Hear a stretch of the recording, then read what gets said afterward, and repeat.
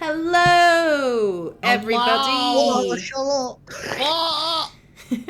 And welcome to Esthara Chronicles. That fucking got me right there. Jesus Christ. What got you? What? I missed it. What happened? Fucking backs. Oh, yeah. Oh no, he's dead! Right, for context, hello, we're Esthara Chronicles, and this is our ongoing campaign, All is Well in Loddenborough. I am your pretty brutal, heartless bitch of a dungeon mommy, Sylfania. Adjectives. Everybody hates me, and I love it. I soak it in, and I absorb it, and I channel it to generate more hate. Queen. It's perfect. I'm literally my villain era, right? We have Soldata Markuth, played by Zomdani. Hello. Hello, Zomdani. Hot boy. He's I. Hot zombie alert. And we have Fervent Dickens, played by Bax. Oh, sorry, played by Gabe. Fuck me. Played by Bax. I'm offended. I'm so sorry. Fervent Dickens. Yo. Played... Meow meow. Oh, bot. Fervent Dickens played... Bye. No, Gabe, come back. Played by Gabe. Hello. Hello. We have another player here who... Mads, who plays Bax Obsidian, who has unfortunately passed away in the previous episode. Yes. He is now fucking dead. Not the person who plays not the player, but the character passed away. Just clarifying. Mads is alive and well. Just imagine we were just shitting on him while he's like actually dead or something. No, that would be too much. Okay, I did put warning. Listen, it's just gonna be slam poetry. I did put warnings on this stream, but even that's too much for Twitch. We like to make fun of our friends. That's all. Yeah. We all love each other. We're all great. But basically, his character did pass away, and this is why we have this nice little obituary. And he's not going to join us for this episode because this is a trial episode of the surviving two characters trying not to go to jail for basically raiding an orphanage. Fun. They deserve it. Challenge impossible. Great times. The trial has started in like the previous episode, so the gang got apprehended in the middle of an orphanage and seemingly attacking random, orphanage workers and some children. Listen, those kids deserved it. And the police has arrested them and kept them in holding. They did meet their lawyer. Everything was all and well, and then in the middle of the night, under mysterious fucking circumstances, our dude Bax here unfortunately dies. The gang, though, the gang has to continue with the trial because, well, it's not just one person dies, they're not going to stop a trial. We don't get a jail out of free card. You don't get jail out of free card. Where's my jail out of free card? You don't get the. Did you know that? Sorry, funny tidbit. Did you know that in the UK, if you're on a course with somebody and somebody dies, like even if you weren't friends, you get an automatic pass for your year? This is the same also in the US, I believe. This isn't the case here. If one of the accused dies, you don't get a free pass, my dear. There's still gonna be a trial. But yeah, so the gang has started with their testimonies. In the previous episode, they have given their testimonies to the court. Some of them were very convincing, and some of them were not. And the way I'm doing this mechanic is that there's a jury, and the DC to convince the jury increases with every failure and decreases with every success for both the prosecution and the defense. I'm keeping track in the background, and at the moment, everybody has given their testimonies, and it ended on a very, very juicy moment where our friend Ferverand here, with his testimony, has given up a ring of mind shielding, claiming that other people in the audience may have a similar thing, and basically leveling the playing field while giving quite a big sacrifice on his own part. So now they have asked one of the members of the Academy of Magic to detect magic on anyone who comes up on the pew to see if they are carrying any sort of shielding devices. Which is clutch. Now, I'm kind of surprised they don't scan the previous tenants for testimonies. I was about Well, to say, like, they're never gonna... really, like, gave us, like, the pat down or anything. Well, it's more because, as I mentioned before, in this peaceful Sheriff. empire, there's not really such a... Like, this is the first criminal court case in the last, I think, 600 or so years, if not more. There has not been a criminal court case. Most of the time... 600 years have Yep. passed. Most of the time, because the Garda is usually or seemingly too efficient, and the crimes simply, get prevented. And if they don't get prevented, the person who commits the crime disappears and then reappears improved and better. And, there hasn't really been a need for a big trial like this. So a lot of them have the protocols, but they don't really know what to do with them. And so not many people also have, people have magic items, but, when you have literally, so many paladins who cannot, most of them, higher level paladins cannot be charmed or put to sleep or some shit like that. So it's like, they are pretty lax. You do notice that their criminal court procedures aren't up to regular fantasy Criminals. or even real life standards. So, but yeah, no, none of you were given a pat down. Your weapons were confiscated, but that's because you actually started a brawl in the in the dungeons. So they were like, "Oh, Hey. It was consensual. yeah." They realized we probably should confiscate the weapons. We should have probably done this, and so they did. But they can't confiscate your fists, my guy, for rent. They cannot confiscate your fists. Anyway, I'm just going to put a dramatic music in the background. I think it was dramatic sad. I have a lot of weird playlists, and I'm just trying to pick which vibe I'm going with today. I think dramatic sad. Go with Dramatic funny sad. haha clown music. No, it's okay. I've got you for the soundboard. All right, so you guys have just given your testimonies. Ferbrand just stepped out of the stand after giving his. Everybody sort of lines up, and they're waiting to call witnesses for the prosecution. I'm just going to say it out loud before we start. You guys have left at a really good position where the DC to convince the jury for you guys is 6, which is barely anything, because you guys have really done well, and every success lowers it by 2. The DC for the prosecution to convince the jury is higher, obviously, it's 14. However, there's still a lot of witnesses to be seen. So the first people who come up to the witness stand are... Ooh, hold up. This motherfucker. No, not this motherfucker. This motherfucker just came off the witness stand, and the person who goes on the witness stand are the children. Some of the children, you notice, were sitting in the stands along with Yes. with Maeve, and Where's some of that them child that was stabbed? some of them are coming up to give their testimony. Those who are old enough and are happy enough to do that. Well, happy is a relative word. Mostly, children who can do this. So this little boy comes up with. Is it the kid I shot in the eye? No, I'll shoot him in the eye again. This is not the kid you shot in the eye. He comes up to the stand and he looks, he's pretty scared but unharmed. And obviously everybody else, sort of the jury, start whispering, seeing a child, seeing a child testify. The magic items.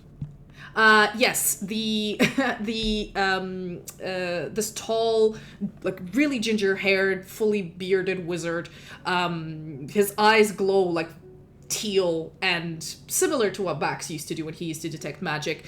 And then they scan it, and he turns towards the court and says, "This boy has no magical items on him," and steps back. And This boy's name is Andwise, and he mentions how he was studying in the schoolroom along with his best friend Sam, and they heard some noise coming from the entryway, and by the time they turned around, a man broke in and started. He took 2 sickles and started slashing at one of the kids who was playing in the playpen.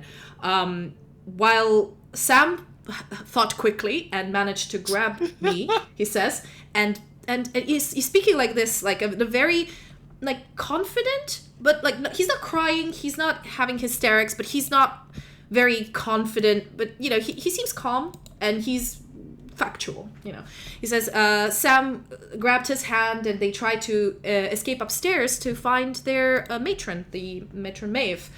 Who's the adult in the house. However, as they were on the way to the stairs, the same man appeared on the other end and scared them. Because I remember that part of the combat.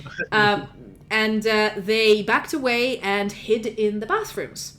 And as he's saying this, he's starting to shake every time, and he's throwing you Fervent glances of just fear, utter and absolute terror. You smile at him? Yep. Do you smile at him menacingly? Give him the biggest smile. No, I have to give him a smile. Okay, you give him a smile. He kind of let's see what his wisdom save is. To be fair, he did just see you fuck up a friend of his. And you did like specifically remember as you were going upstairs, Sam, who's a girl, and this dude were running upstairs holding hands, and you did stop and say, "I want to intimidate the children." So you know, being fair here. Mm-hmm. Go back and check the logs. I'm expecting him to audibly shit himself and start incoherently crying. He surprisingly doesn't. He seems to be kind of compartmentalizing. You know, these orphans came from different backgrounds. You know, everybody here has different levels of what they can handle. And while he may be terrified, he still understands the importance of being truthful. And he's going to do a wisdom saving throw to see if he can save from you. Not with advantage or disadvantage, just, you know, how intimidated he is by you. My passive intimidation is 13. He saves. He looks at you, and as you, like, smile at him, he, like, averts his eyes, but doesn't shit himself, in a way. Scary. Mm-hmm. Yep. He is now going to do a persuasion check with advantage, because as he's in the zone of truth, he willingly fails the save. You know, a testimony of a child, when it's honest, it has a different effect on an audience than a testimony of an adult. You know, there's still this idea of, you know, children are innocent, and while the court is pretty much firmly in your favor, his testimony corroborates with what Maeve said, and the fact that one of the children is injured. You know, it's sort of, I'm just gonna give him advantage on this one simply because of how well it fits through what actually happened. So he's going to do persuasion, and he's going to do it with advantage, and we'll see if he can beat the DC. He didn't need the advantage. He beats the DC. So he, you notice that the crowd, after his honest testimony, starts to, while they're still, you know, while they're still in your favor, mostly, some of the actions that were done in the orphanage were questionable. Bless you, darling. No, bless you again. Eddie, shut the fuck up. Saldana I don't know has. why I always gotta sneeze in threes. Saldana's got a. Saldana's started to sneeze in the corner. But yes, Andwise steps away from the pedestal and goes back to where all the other kids are, and a tiny little girl. A dragonborn girl comes up on the stage. Look, I don't know if you recall her, Gabe. You have attempted to hit her, but she managed to dodge you. She tried to beat the shit out of this little girl. She comes up to the stage, looks at you, and the way she looks at you is very different from the way Andwise looked at you. When he looked at you, there was fear in his eyes, but he was saying the truth. This girl, she looks determined. As she looks up at the court, she takes a deep breath, and she gives her testimony with confidence and, well, a little bit of attitude. And what she's saying is she and one of her I made a lot of names.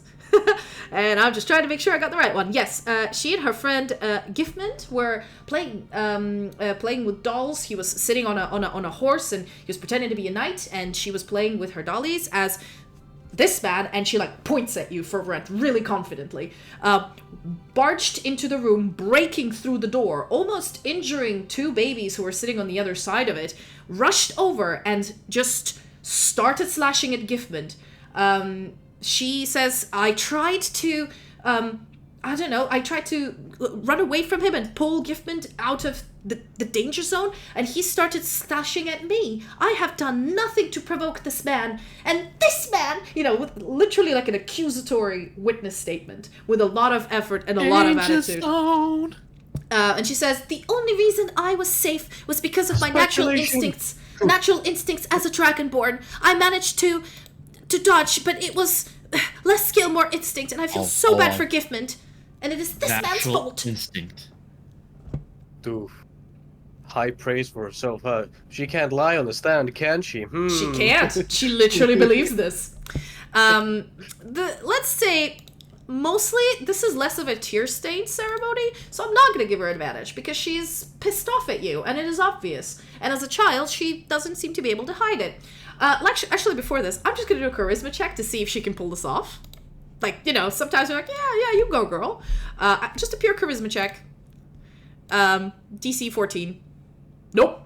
The crowd is not amused. She does not get advantage on this. She's just a straight persuasion roll to try to convince the crowd that, yes, you have indeed just walked in and started stabbing children.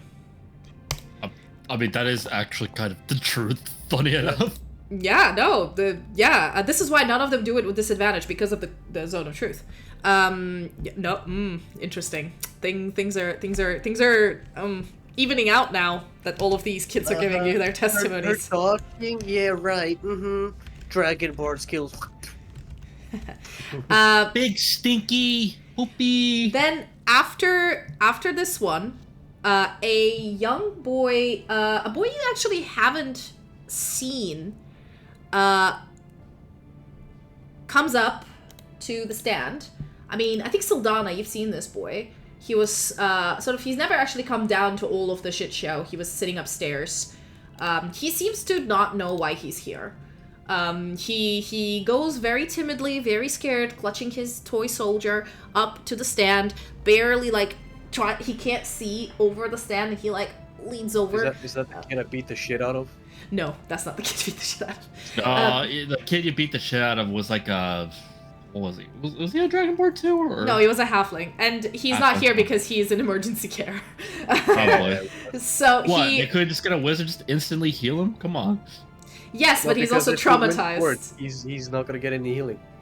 And he's also traumatized, so no, he didn't want to come.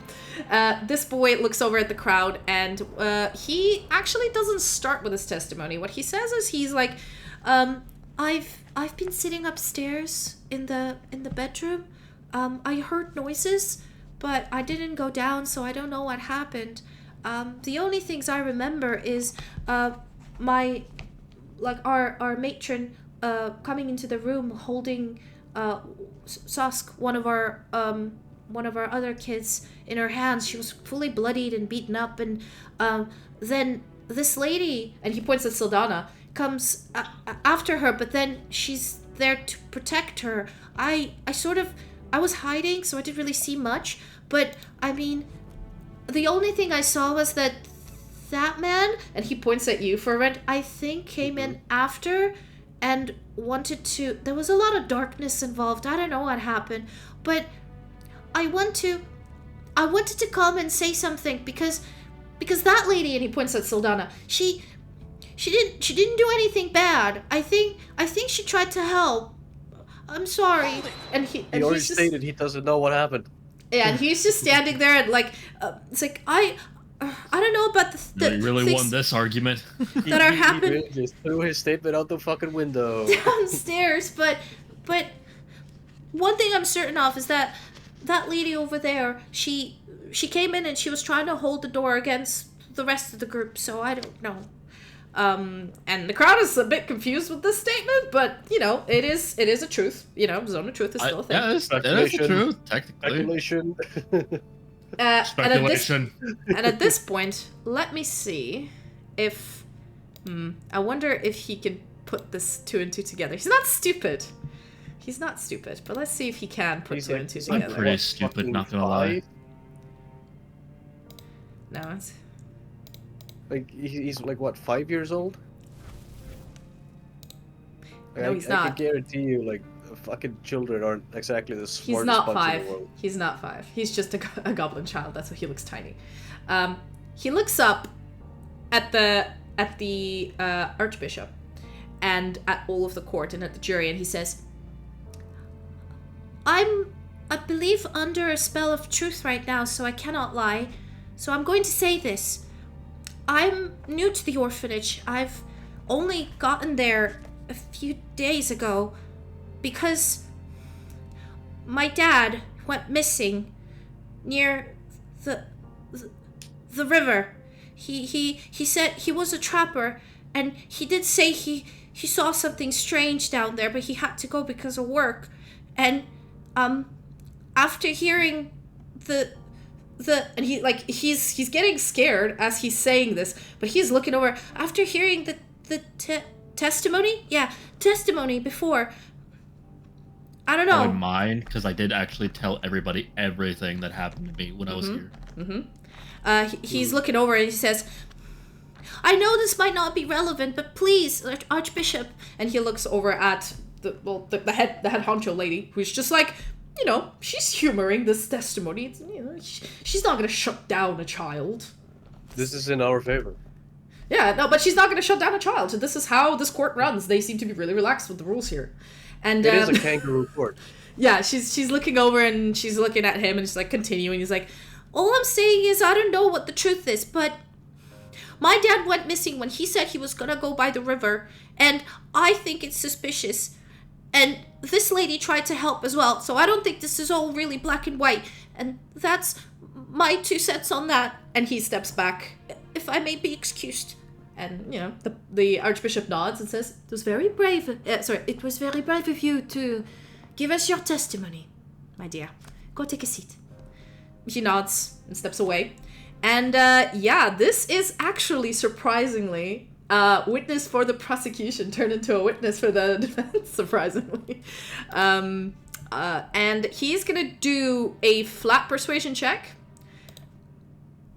to see if he can win it for you guys. If he fails, it's gonna go the other way. Imagine he gets a nat 20 or something. He rolled a nat 20 on his investigation. That's why I put it all together. Because I was like, unless he rolls a nat 20 on an investigation, he's not going to get this. And he rolled a nat 20. I went, okay. He put 2 and 2 together. Kid's not stupid. Damn. And he's recently orphaned. So he's like, you know, still doesn't know why he's there. Still reeling about his dad. Yeah.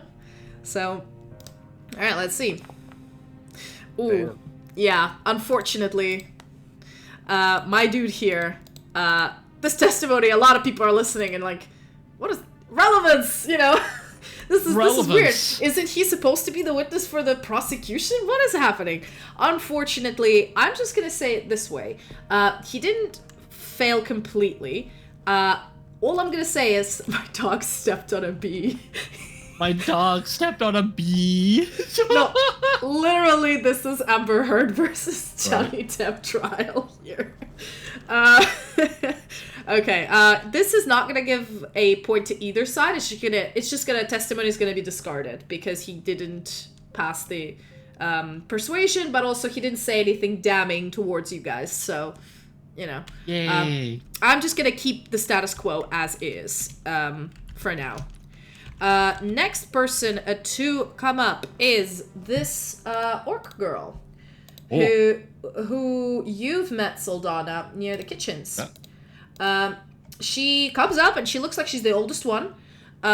She's cleaned up now. She's not wearing the apron or covered in blood, you know, with the cleaver and whatever. Oh, yeah, her. She fixes her hair and she looks over at the Archbishop, and she mentions the fact that she heard noises. She's seen one of her one of the other orphans run up to tell the matron about what's going on, and that when she went outside, she's not met anyone else, but has met, Sylfania, who... I'm trying to remember what I exactly said. I'm not gonna lie. To be fair, you tried to tell her we're not here for you, back away, and we won't hurt you.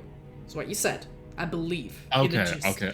I wasn't 100% sure that's what I said. You weren't intimidating. You were trying to persuade. But I don't think you've succeeded really well. But there was no altercation. So the way she says it is in a more... She felt threatened, but,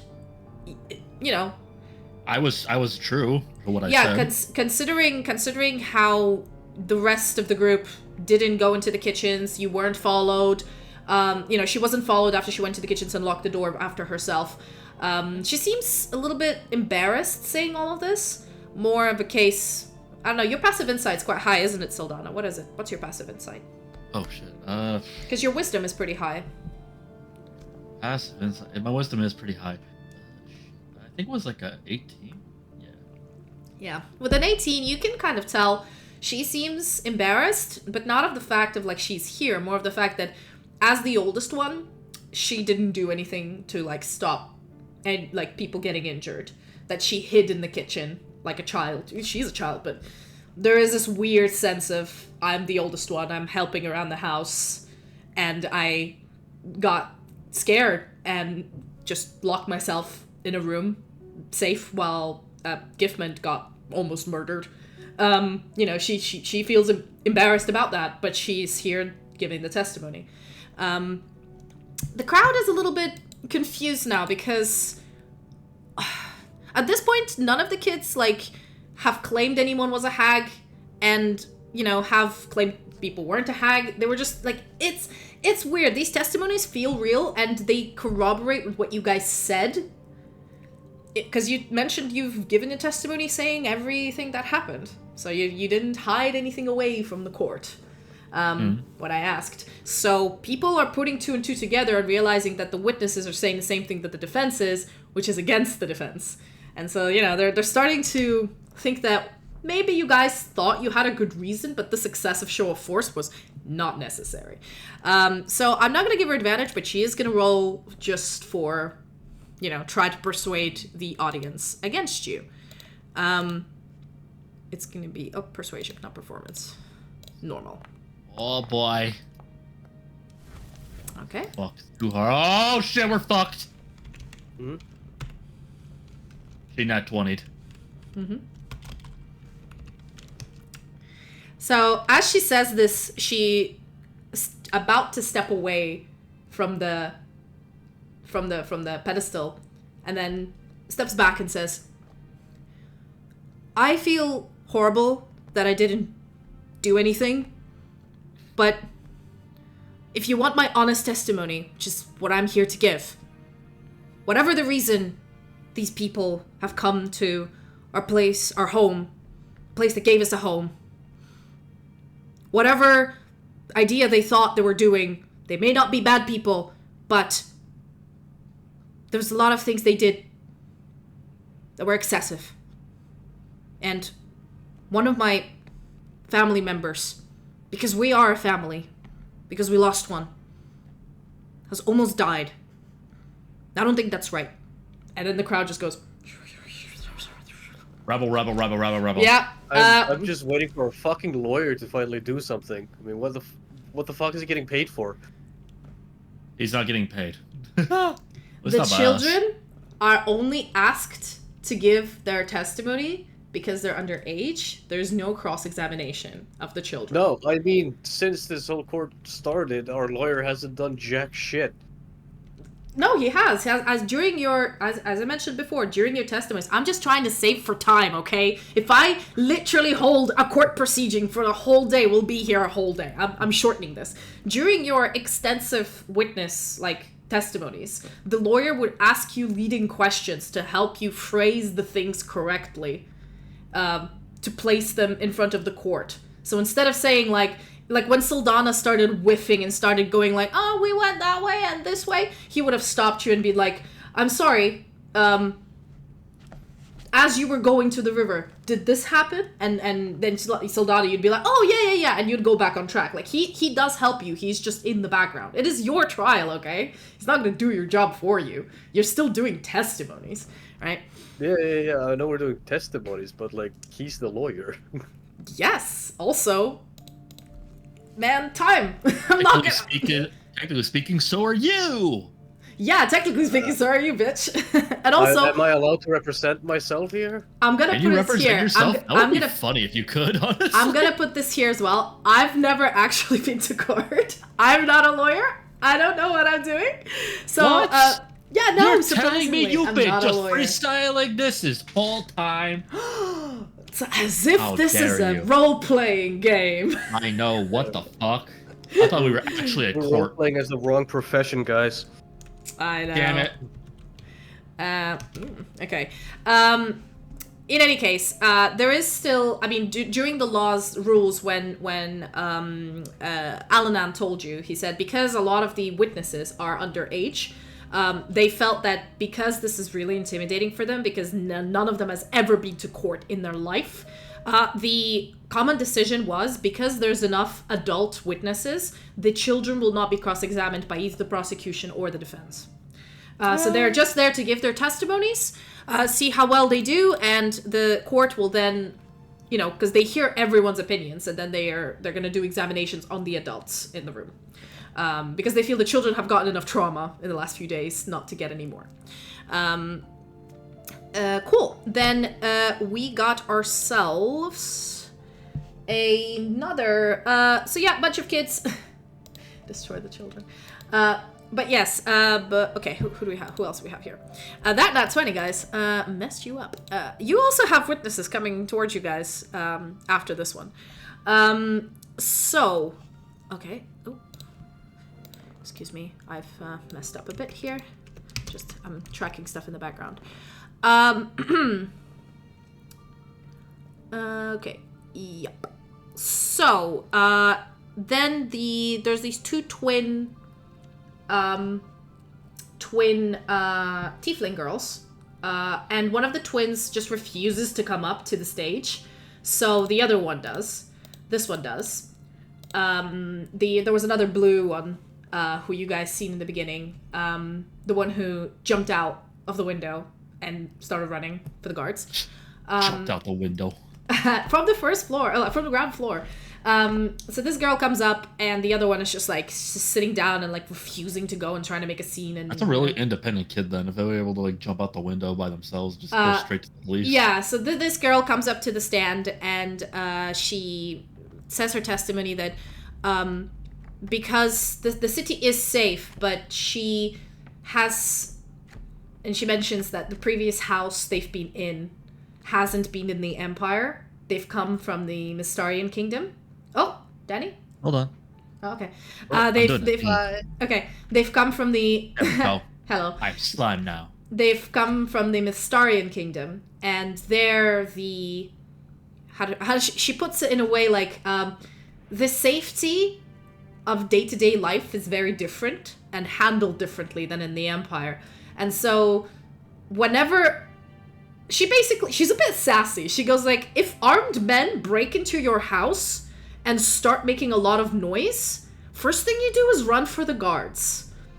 And I had the opportunity to get out the window and run, and that's what I did. You know, and everybody's like, ooh, okay, shit.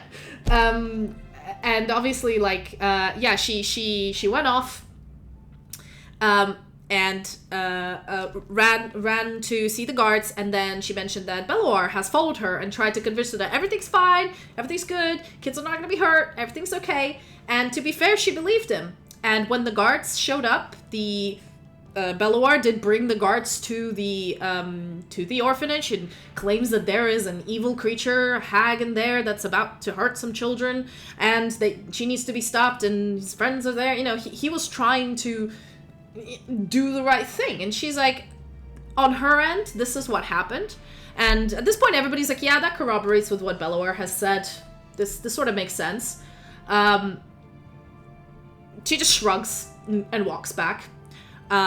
At this point, I'm gonna do a persuasion roll, and if she succeeds your DC, you get the point. If she doesn't, the other side gets the point.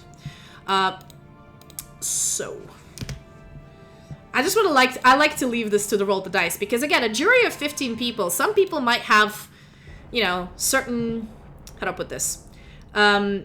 Certain ideals, certain bonds. You guys are fucking lucky. These kids are rolling mad. These fucking kids. They're rolling like mad. Yeah, so basically, hold on. Yeah. So like these kids are getting really good fucking rolls. Mm-hmm. Oh wait, can you guys see them? Are they public rolls or? Well, you can see some of them, yeah. Yeah, I should do the private DM roll. But yes, the kids are rolling pretty well. So yeah, the twins walk. Well, one of the twins walks off, and then they finally get the last witnesses, which are 2 more kids. There was a lot of children in this orphanage, y'all.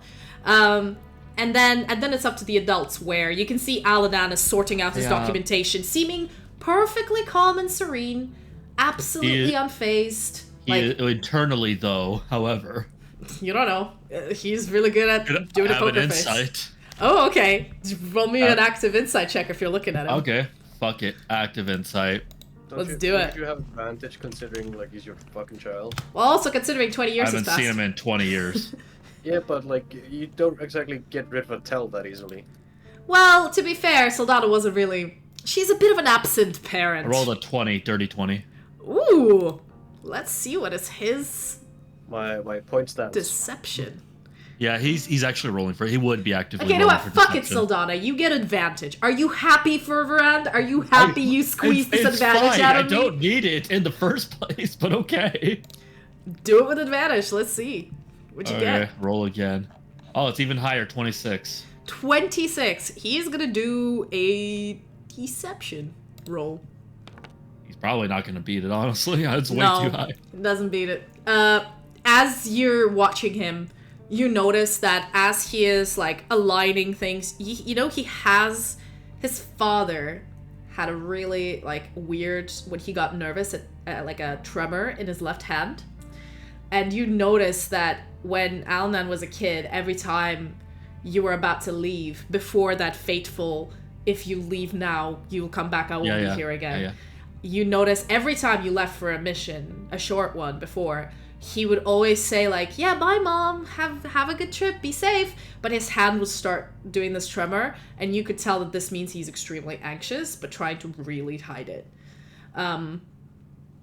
So yeah, your mother's intuition. You notice he seems to be like, he has things prepared, but he's also anxious as to how this is going, because, well, there are a few flaws in this case, where even if you do prove that there was a hag, there was a case of indiscriminate child endangerment, and, you know, other things that can be, you know, put against you, and he knows he can defend you, but he doesn't know which way the jury will go. You can tell this with a 26 insight. I'll give you this. Oh. Do with this information as you will, but he seems to be waiting for his turn to examine the adult witnesses. Can I, what are you gonna do? I need to pee. Oh, right now? Oh, no, sure, go ahead. I'm sorry, I'll be right back. I drank a lot. I'm sorry. Bio break. Meanwhile, let's get the Borg shit out of the way. Meanwhile, a child, a group, basically 2 people come up. One of them is an older boy holding up a younger child, like a younger girl. They clearly look related. And Fervorand, you remember this kid, because when you were upstairs fighting with Maeve, this dude busted out of the like dorm and physically tried to stop you. He's the other older kid, and he's the one you, to be fair, knocked out, not lethally, against a wall because he tried to restrain you. He comes up to the stand, holding his little sister, who is just scanned? Sorry? Is he scanned? Scanned. Yeah, no, he is scanned. So far, I mean, I'm not been mentioning this because time limitations as well. But also Thomas Darkdraft, who is the wizard, he's standing next to the stand, and every person comes in. He does the blue eyes thing, and since the first person, he says, like, he nods and says clear before they speak. In a way, like, that was implied. He would have said something if they weren't so far. Okay. He comes up to the stand, gets scanned. The little girl is glaring at you from around. Like, she is tiny. She's a tiny dwarf girl, and she is fierce. She is, like, staring daggers at you, man, and, like, holding her brother by the neck. And he's still got, like, a shiner that's healing. He seems fine. And he gives his testimony, as you guys have said it. He heard noises and screaming and impact. He ran out of the room and saw you guys ganging up on his, on the matron of the orphanage. And he tried to stop you by trying to restrain you, and you knocked him out because you're a professional adventurer, and he's, well, you know, his testimony is more like and I went, Pwah! And he did the, you know, it's that kind of, surfer guy. About that meme about the surfer guy explaining him swimming in the waves and like how the waves went. It's a lot of sound effects. I was just the boring shit. What? I don't know, man. I mean, like the testimonies themselves. So he's saying his testimony like. So yeah, I went in there and I kind of jumped at him and I tried to restrain him, and then he pushed me back, and like this is just the audience. You can see like. You can see the council. The Bishop Sarah is sitting like this and listening to every testimony really carefully. The Archbishop listens very carefully and, you know, magnanimously. Thomas Darkdraft is just standing there like a living fucking magic detector, being like, this is way above my pay grade. And the person in the middle, who's the head of the guard, literally during this is just sitting there and like he was asleep. Like, full on, almost snoring through most of the testimonies. This is the one where he wakes up and kind of, like, does his face like, yeah, dude, yeah, Did I notice him nodding off? Oh, yeah, for sure. I mean, it was pretty obvious. Even the jury were kind of whispering when they were noticing. He was literally doing, like... Alright. Noted. But at this testimony of a lot of, like, sound effects, he was just, like... He's nodding and listening. He's not saying anything because they're not commenting, but he's just like. Well, the man can't embellish. He has to at some point get to the point where to knock him the fuck out. Yeah, no, he does. He gets to the point where you knock him the fuck out, and it's pretty fast. And then the little sister jumps down and she says like, she's been trying to protect her brother after that, but then darkness fell upon them and she couldn't see anything what was going on.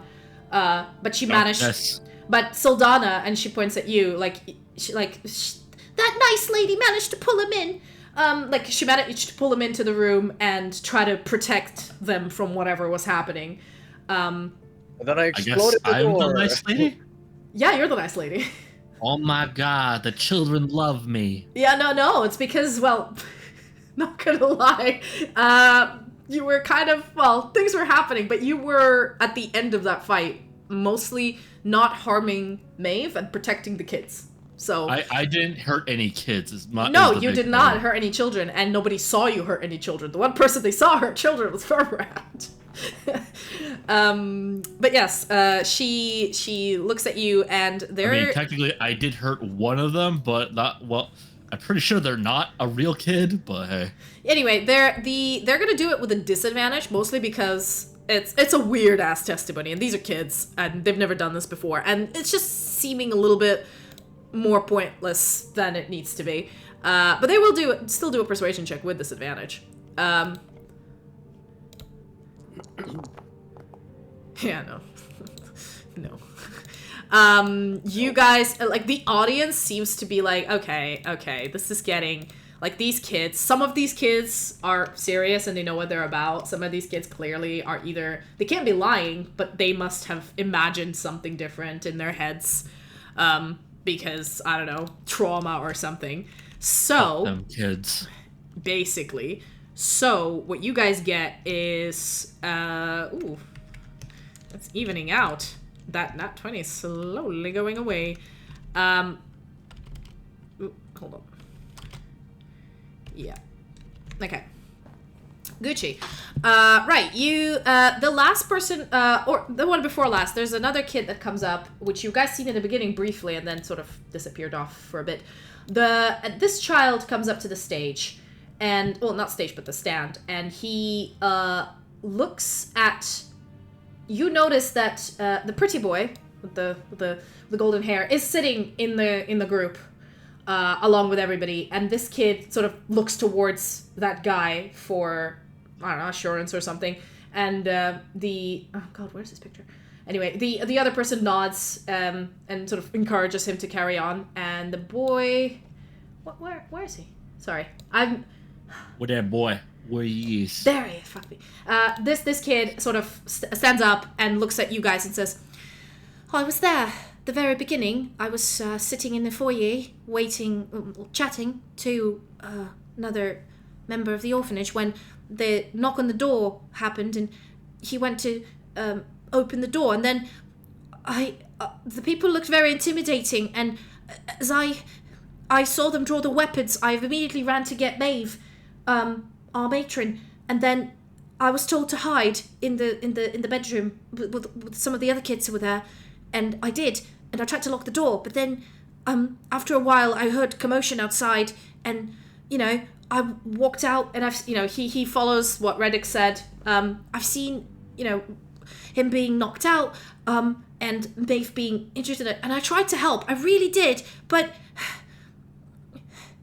these people, so many people ganging up on one person, even if she was evil, that's not fair, and... No, it's perfectly fair.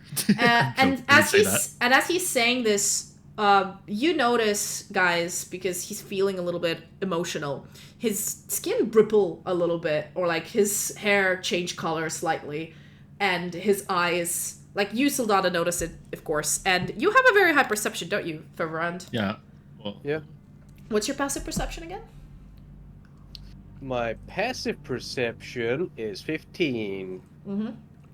So you and Sylfania, you'll notice these tiny changes in his appearance, and everybody sort of, some people notice it, some people don't. But as the testimony continues, you do notice that this is the kid that, if you remember when Trial was whole personing on Maeve, this kid tried to tackle him and stop him, but Trial pushed him. He didn't push him away. The kid just bumped his head because he rolled a nat 1. So and he wasn't actually injured by anyone, but he's the one that the Maeve she tried to protect, as you guys because he was trying to be a hindrance to you attacking her, and she instead tried to protect him, just placing child to which one was the most hassle to you. I let our lawyer know to have to please have them state their race. Okay, at this point, Alanan sort of, you were sitting next to him, he nods, and he looks over, to official, one of the official guard and whispers something in his ear. The guard, looks at him and nods, and comes up to the main stand, whispers it to the council. At this point, the testimony ends after he says that, Sylfania tried to protect you guys, Fervran broke into the door, and, there was a lot of commotion. Yeah. At this point, the Alanan stands up, nods at the court, nods at, everyone else, and says, "I have been gladly given permission to ask you a question. I know this is unusual to cross-examine one of the underage witnesses, but it is not an examination, but simply a question. Would you be amenable to answering it?" And the boy's like, "Of course, yes." And he's like, "Could you please state your race?" And everybody goes, it's for bookkeeping purposes. And at this point, you notice the boy is getting there's an interesting expression on his face.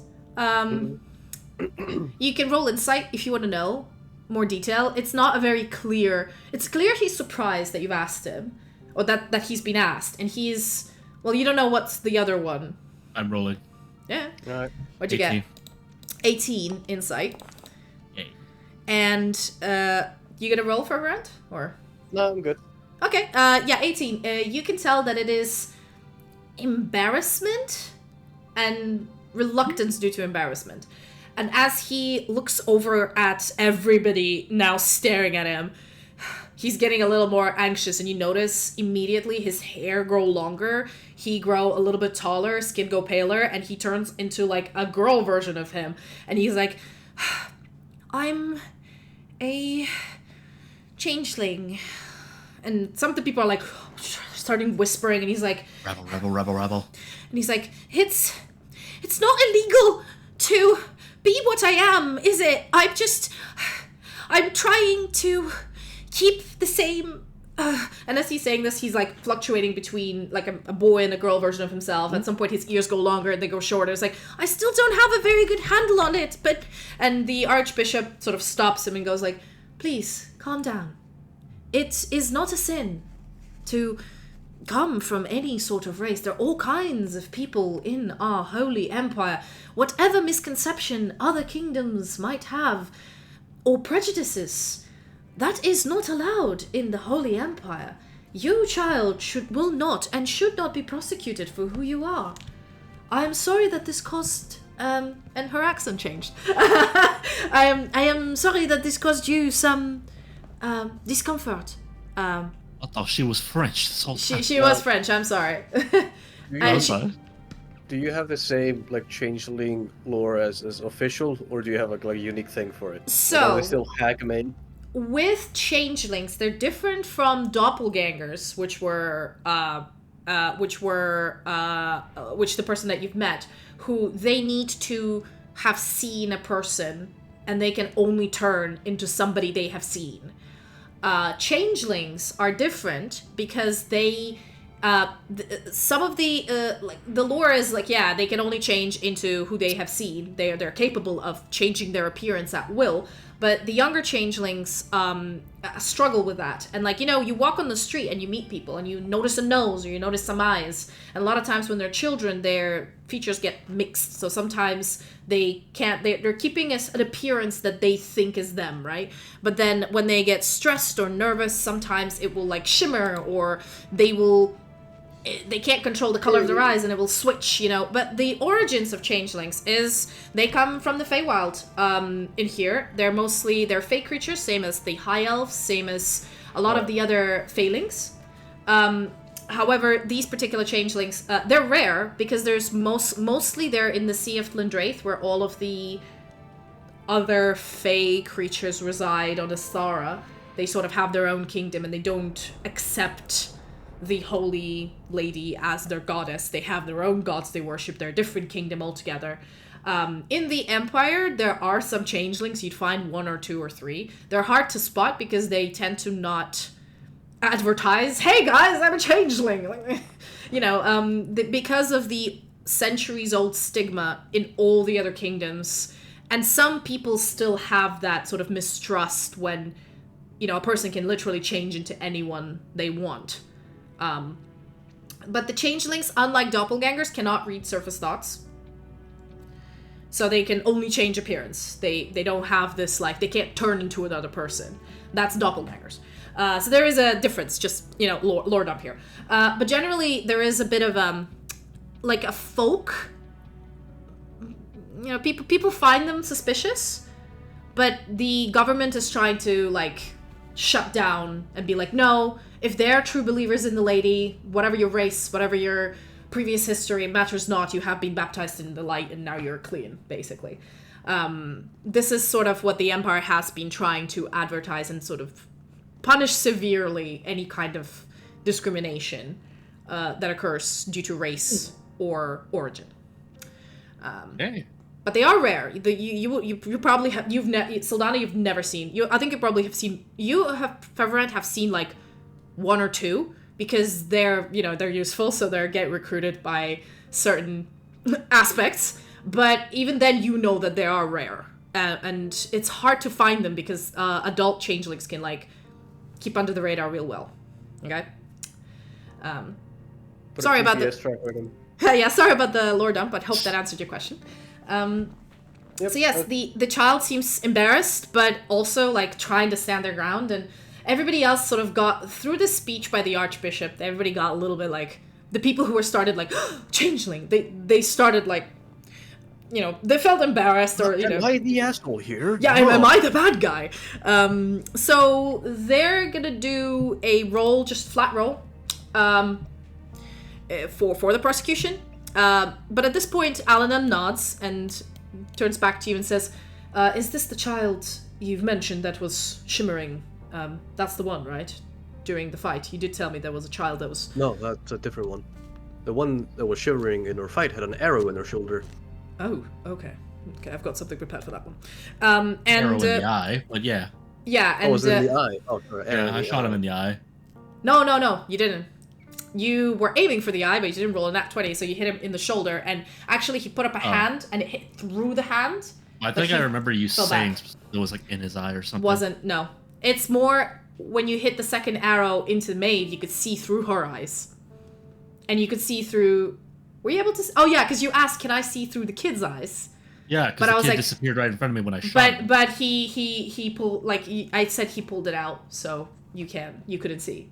Because it's only the place where the arrow is attached to. You could see through Maeve's eyes briefly. When you shot her. Yeah. Yep, he's gonna do the roll, and let's see how well he does.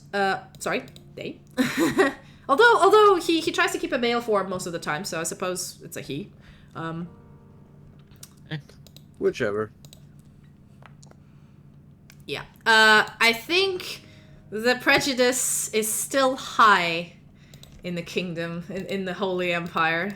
Everyone's still racist? What? They're still racist, and the fact that he is a changeling has significantly affected the chances of his testimony. Which did he roll in that one or something? No, he just rolled lower than the DC that needed to be. Damn. So it is now. Right. Yeah, so it's 9, and to them it's 11. Okay. What? I'm counting DCs, don't worry. And so, finally, a last kid comes up to the stand. And it is this boy, the one you shot, Saldana. I'm surprised he's here, because wouldn't he be traumatized? He's here. Well, to be fair, I'm just gonna say something to you right now. Yeah. When you guys walked in, the changeling kid who was with this guy in the foyer, he ran off immediately to go get Maeve, and you shot him when there was no one else around except you guys. And he disappeared before any of the other children even understood what was going on.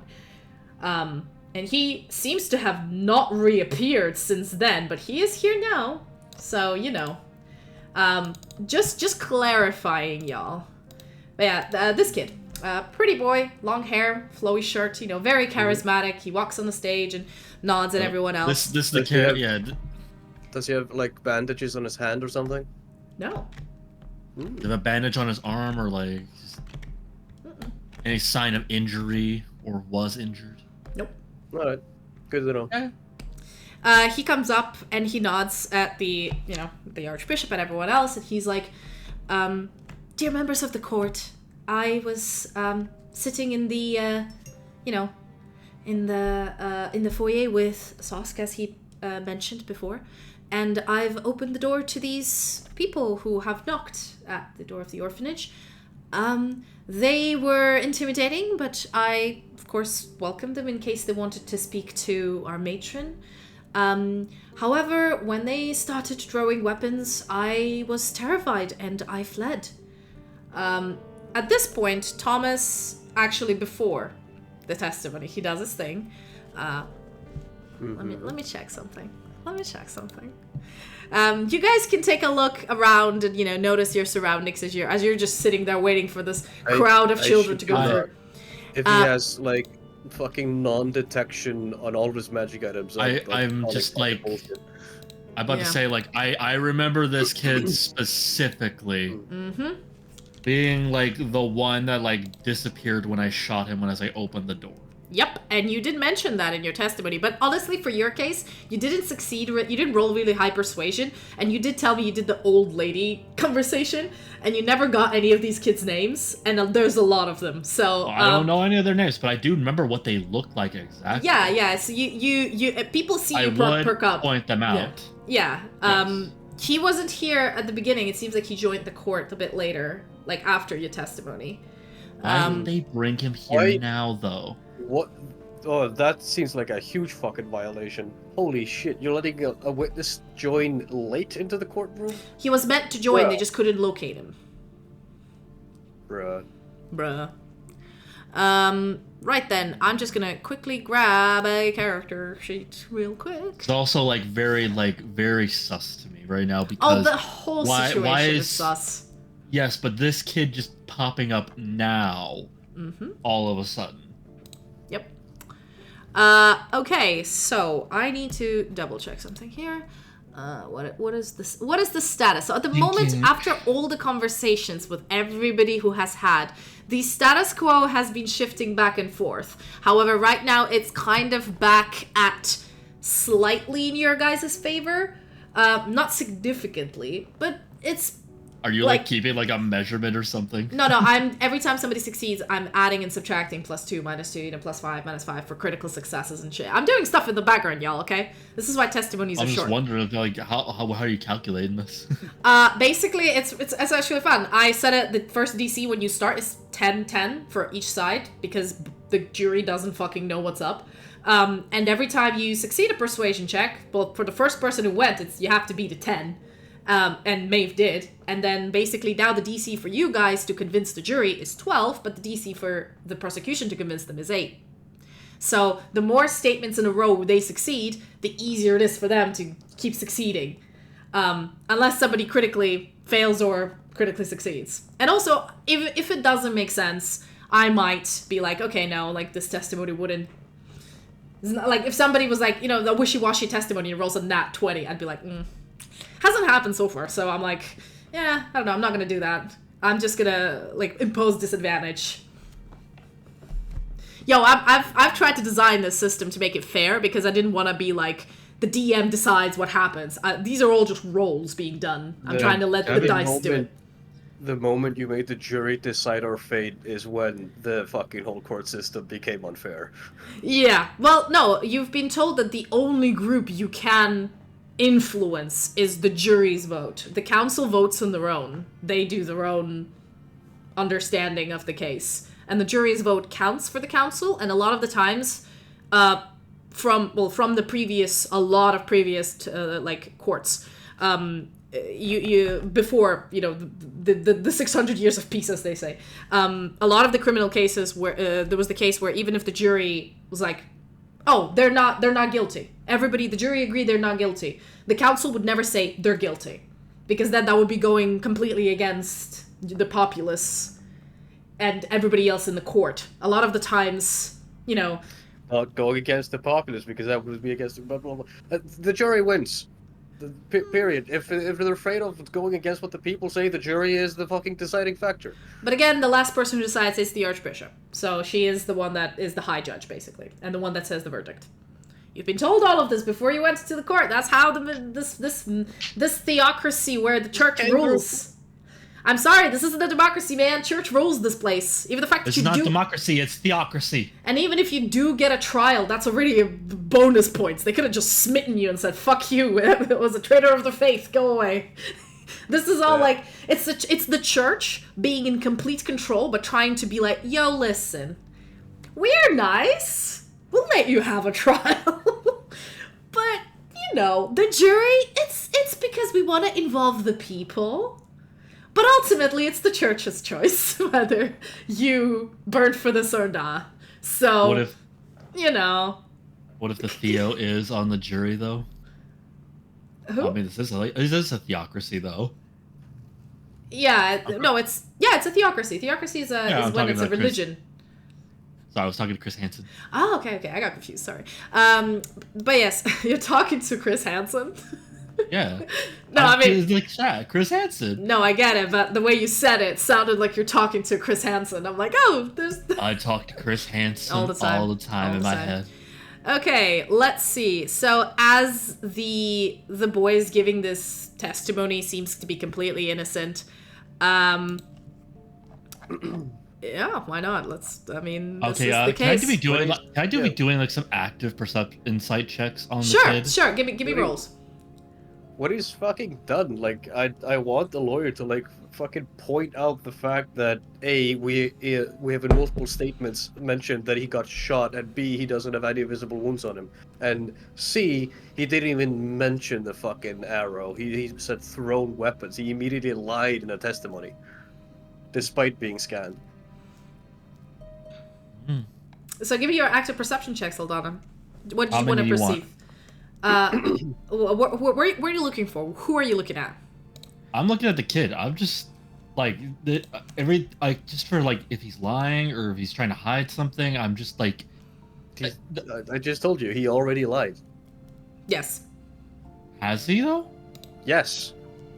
He said I rolled a 22 just now. A 22. You notice that from his testimony, he doesn't put you in a bad light straight away. He does say you were intimidating, which you were, and the moment you drew your weapons, he ran away. So on a technicality, with your perception, it's more when the zone of truth happens. You cannot lie, but you're not compelled to speak only the truth.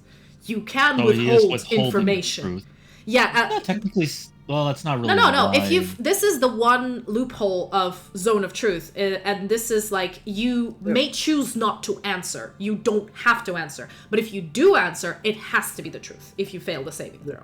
This is why I want our fucking lawyer to like ask him these questions to like specifically get these results. Yes, but listen, they don't as I said before, children don't get cross-examined. And he has to go through a process of asking permission to examine or ask a question to a child. But they need to let him finish the testimony first. He's literally mid-speech as you guys are doing all of this. He's not done. I guess I'm gonna have to fucking call him as a witness to the stand then, Jesus. Sorry, Saldana, so 22, you do notice this technicality that you're like, how is he doing this? Like, in the zone of truth, and he seems very relaxed. It's more, you don't know if he's, capable of lying or being secretive, but what he's saying is, he's saying as close to the truth as he can, without necessarily saying everything, which is surprising, because you're like, this kid could literally just could have come with some bandages, being like, yo, these guys have attacked me, I almost died, blah, blah, blah. And he's not doing that, and you're just like, weird, okay, interesting.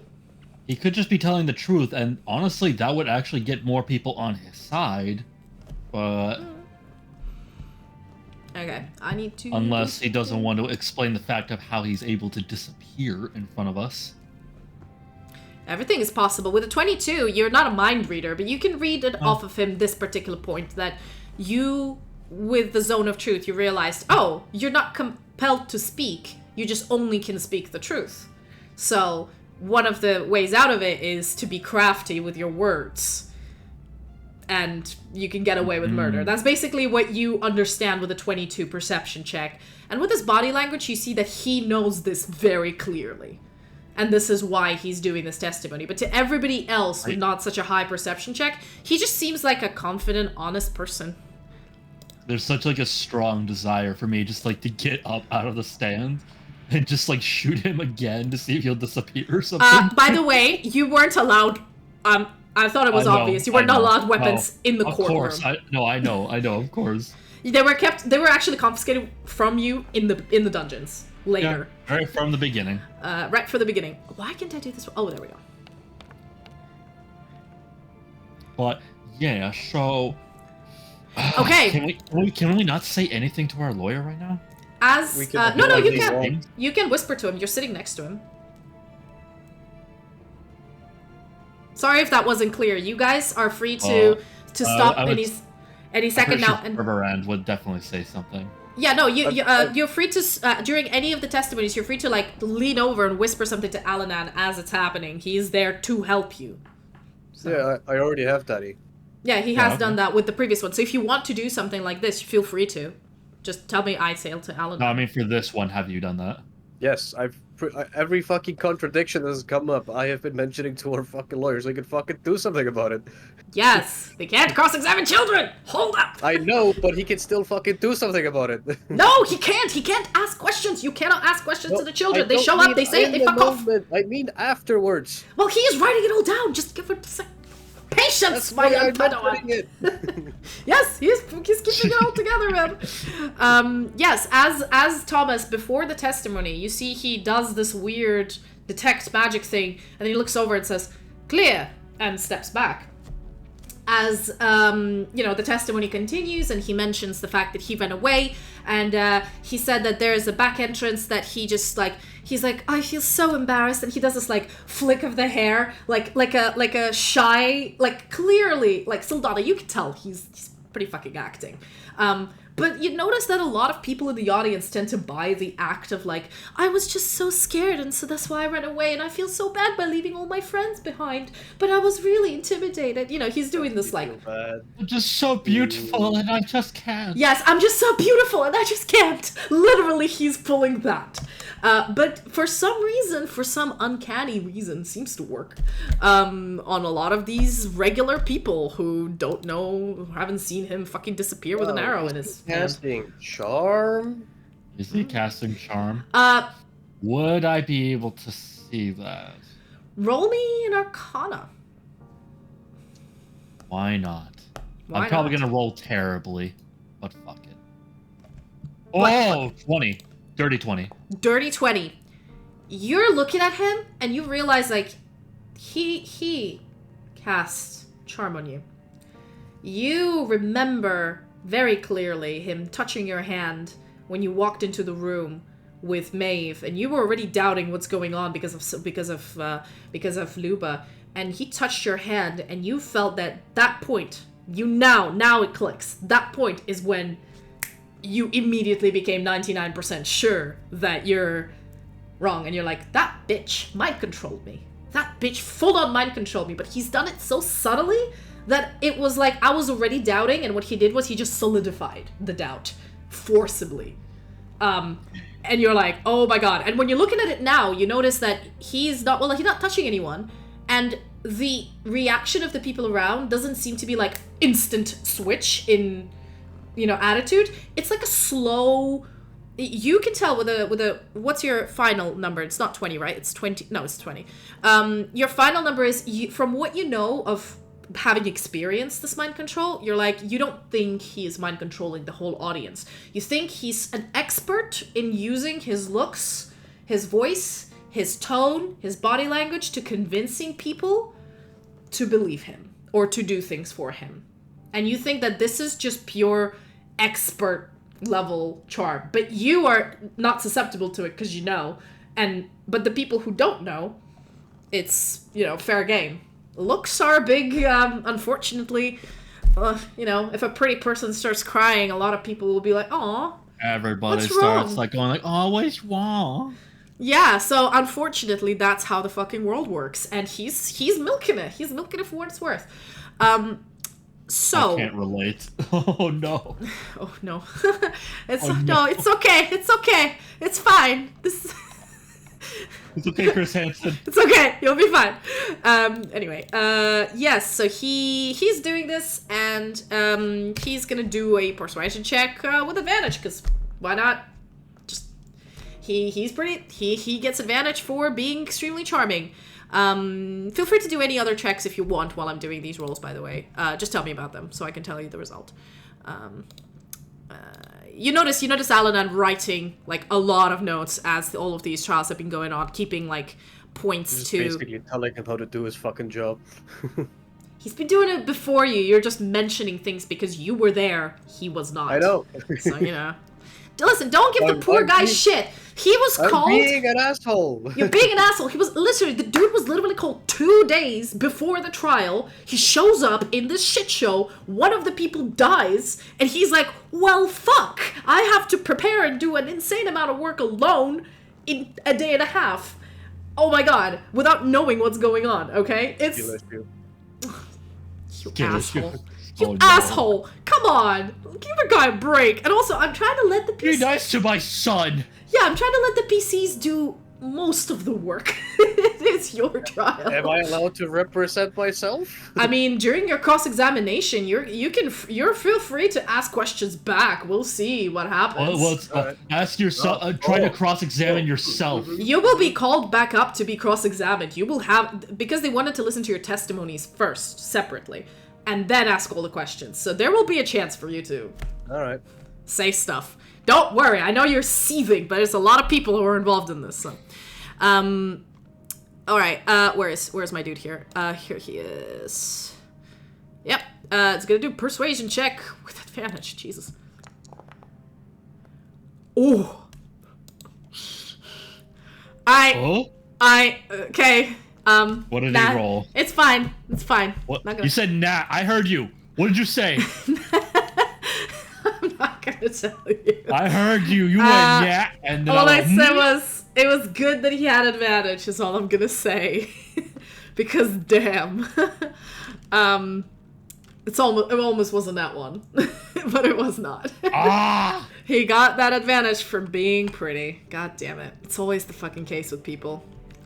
Advantage from being pretty. I Which hate is all bullshit. the pretty people. Which is bullshit. Bullshit shouldn't have happened, but you know, life. Yeah, I hate getting free shit for being handsome. All right, basically. I wish I was uglier. Yeah. So Yeah. now that all the kids back off, Alanan writes down furiously in his like book, and he's like pulling things together, and it's like, all right. So now, basically, they're gonna bring the adults in, and we can cross-examine them. You can examine them on the certain cases, but there were no adults. there were some adults. You notice that there are some adults sitting in the prosecution section, and one man comes up. He is a tiefling. None of you have met him. He's a sort of green tiefling in these like green robes. He's got a little bit of the sign of the Holy Lady, but he's not wearing the white and gold robes. He's wearing the green ones. He seems like pretty young, you know, pretty chill dude, you know, wearing this sort of Asian-looking garb. As he comes up to the stage, to the stand, he looks over and he nods and says, "Venerable Kourt," and he mentions a situation that you guys haven't really heard of.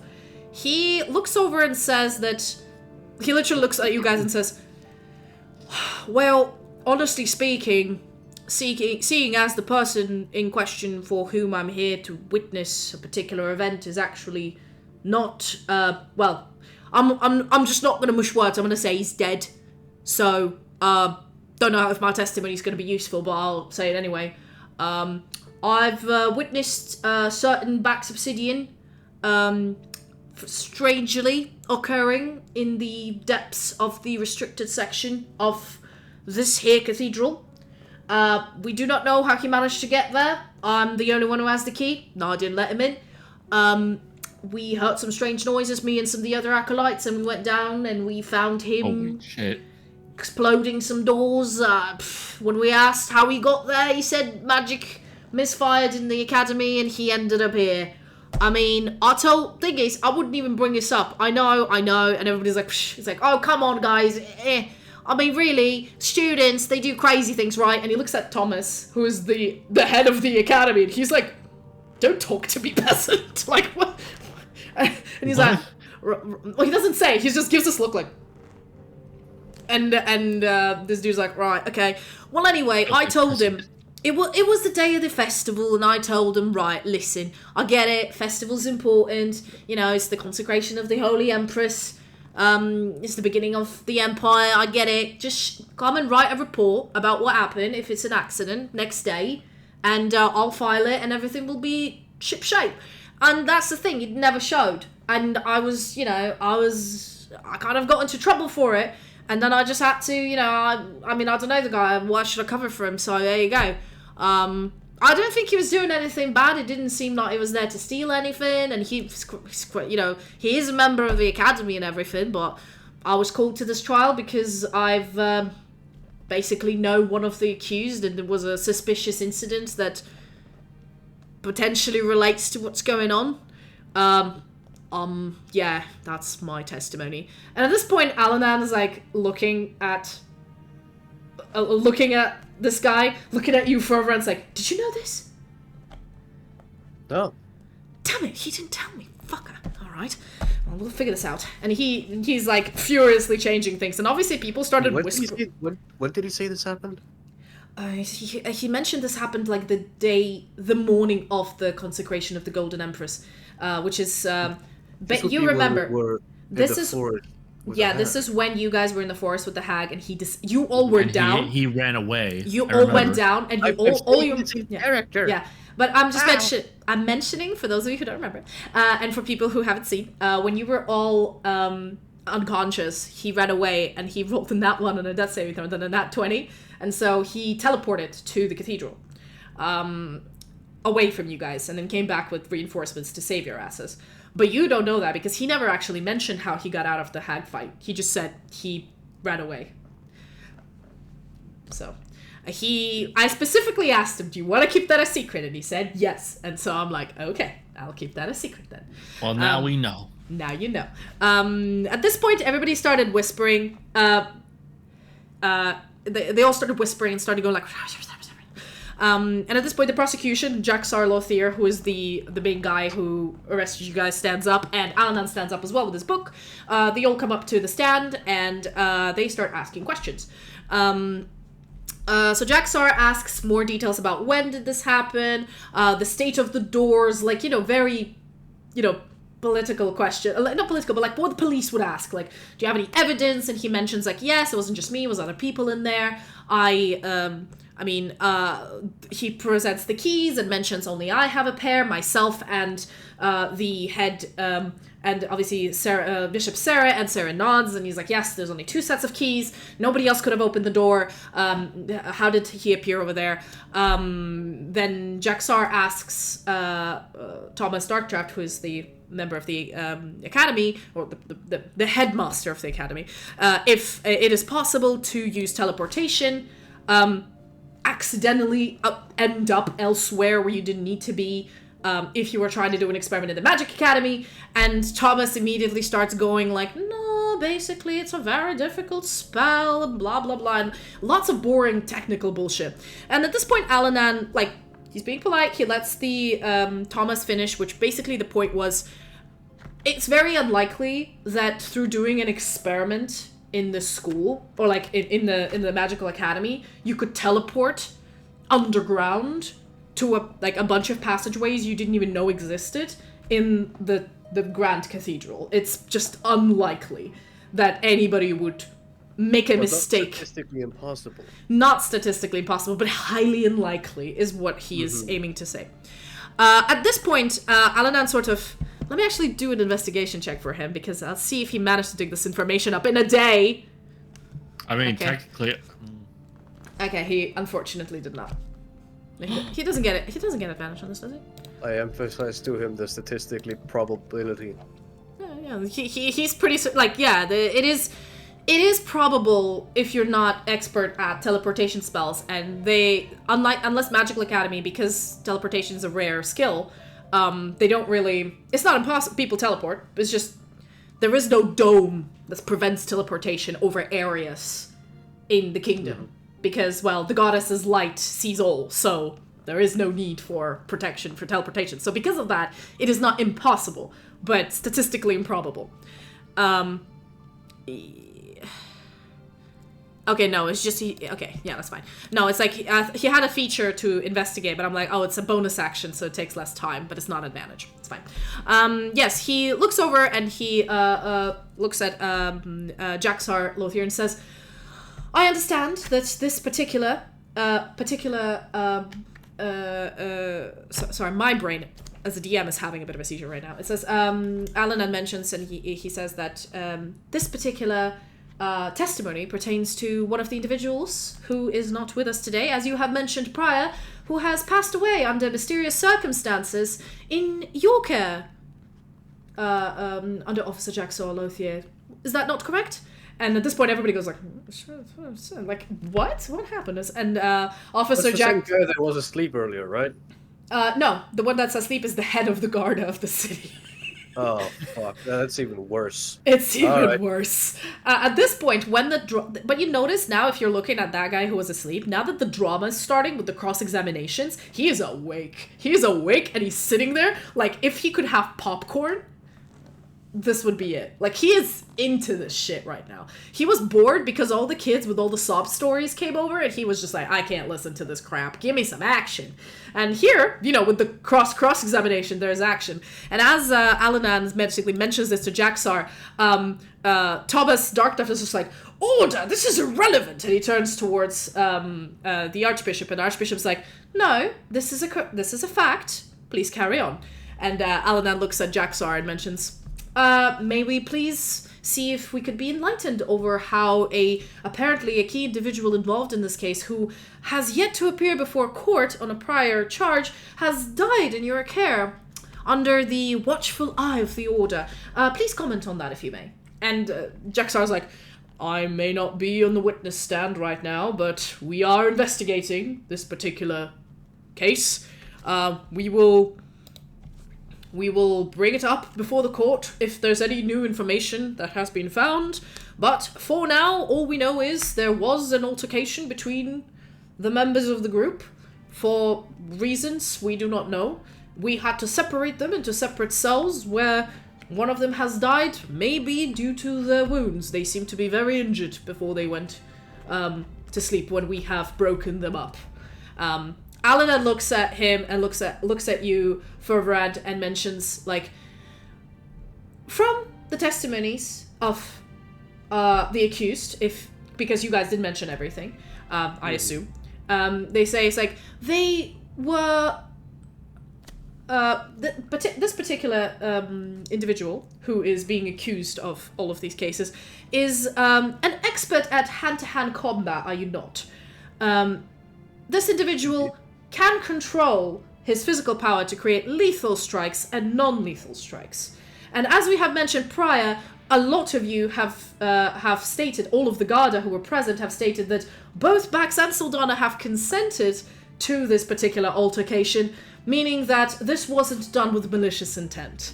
And people are just like, It's like, whatever was the excuse, maybe a friendly spar or a way to prevent a particular magical effect from happening, because the cages themselves weren't able to contain it, strangely, but not impossibly. And he looks at the mage, the Thomas Darkdraft, who's like, not impossibly. Those cages aren't fully magic-proof. There are very few individual magics that can penetrate them, but they are highly improbable. And at this point he goes like, the defense rests. List the fucking magic. The fucking magics. And the defense rests, and everybody goes, ooh. Like, it's like he rests at this power move when he's like, I'm just asking the right questions here. And he sits down with you for a run. He goes like, I'm sorry, this is a bit of a shit show. I'm trying my best, but I really don't have any evidence for this one. You should have asked him what specific spells he knows of that can get through the cell. I will call him to a witness stand, and then we have a higher chance of that. Don't worry. Yeah, I'm just making sure you don't forget. Don't worry, I won't forget. I've just set this up. You know how this is. Long procedures, gotta keep him entertained. Actually, now, the testimony that was supposed to be against Bax, and a really big, how the fuck did you end up in a top secret area, Bax? Well, too bad, he's dead now. Yeah, now if it's already on the floor. Now, due to his death and due to Alanan spinning this through negligence, I'm gonna make Alanan do a persuasion check with advantage, because a lot of these individuals haven't actually completely dysfunctioned his questioning. So I'm gonna do this. It's gonna be persuasion with advantage. What do we got? Oh, all right, not bad. Still a lot of questions, but not too badly. It was, I believe it was, yeah, he beats it, it's fine. You get, it's just alternating between one other. The fucking jury is confused, man. All right. Basically, after this, I'm just gonna skip through this because there's a lot of people being witnessed. A lot of the Garda, all the Garda that were there in the fight, all show up And you guys were there with them in the fight. None of them are lying. None of them have magical items. They all state that they, their position when they arrived, all of them start the same. We were called by these children and by Belloir to come to this house. Once we walked in, we've noticed a few hostiles, blah, blah, blah. Same testimony, basically, multiplied by however many people there were, right?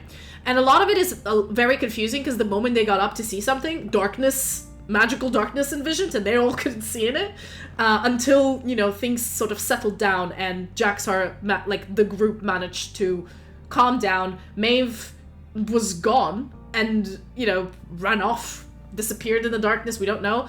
And the group of, Fervor and Saldana and Bax and everybody else agreed to come without struggle. So that's the main testimony across everybody else. Alanan asks them and probes them for details, and basically any type of testimony that could have damned any of you, or because the combat did happen, Alanan basically shuts down through a technicality. But you claimed you weren't able to see. How are you claiming that, for example, Fervorant was punching this person? He is really putting into the nitty-gritty of the fight. And anyone who could have done a roll to persuade the jury, basically Alanan negates it.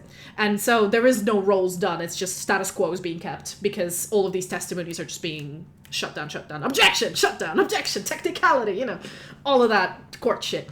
Jaxar seems to be, the prosecution seems to be quite passive. They seem to not, be really aggressive with the questioning. It's he doesn't know what he's doing, and he clearly doesn't know what he's doing, so it's not surprising that he is just letting Alanan go ahead with his stuff. So a lot of these testimonies have been negated, except for, I believe, after these were all done, these are the witnesses to the prosecution. And the status quo has been kept. And I think we need to take a 5-minute break for drinks and relaxation. And afterwards, it's going to be your witnesses, the ones that you have called, the one that you can cross-examine and defend your case. I know, man. I'm sorry. Okay. There's just a lot of people who were involved in this shit show. I know. So many. Courts, man. How long was Amber Heard and Johnny Depp's court? God, that one was a span of years, I think. Really? I thought days. Well, because there was things before that, though. Yeah, but the actual court case, the actual the final one, I think. The publicly streamed court case was a few days. Yeah. So, I'm shortening the shit down. This is you started in the morning. It's already 8 p.m. by this point. In the day. So, all right, we're gonna be off for a quick break to give everybody a chance to wake up. Vaping witness. To wake up and shake up and grab a little makeup and I don't know what I'm talking about. I'll see you guys in a bit. Yep.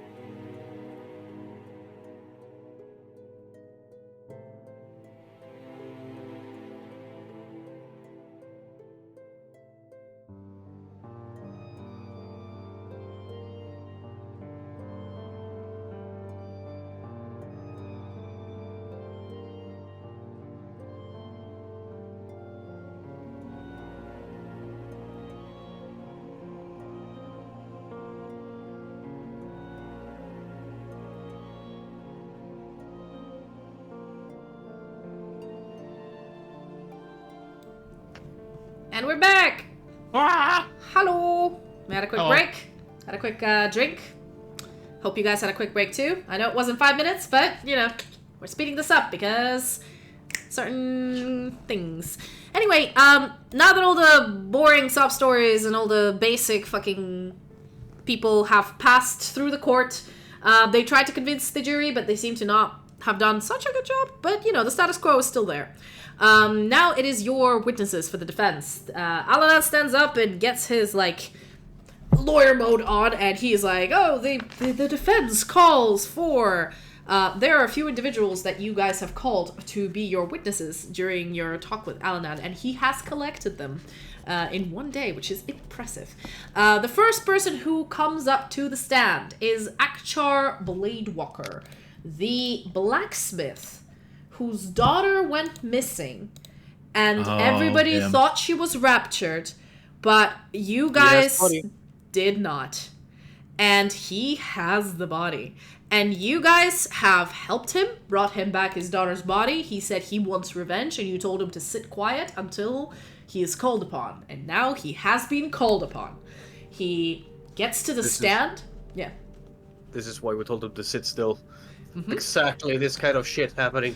Yep, he gets to the stand, and he has this very menacing face, but a lot of people know this guy. He is the local blacksmith.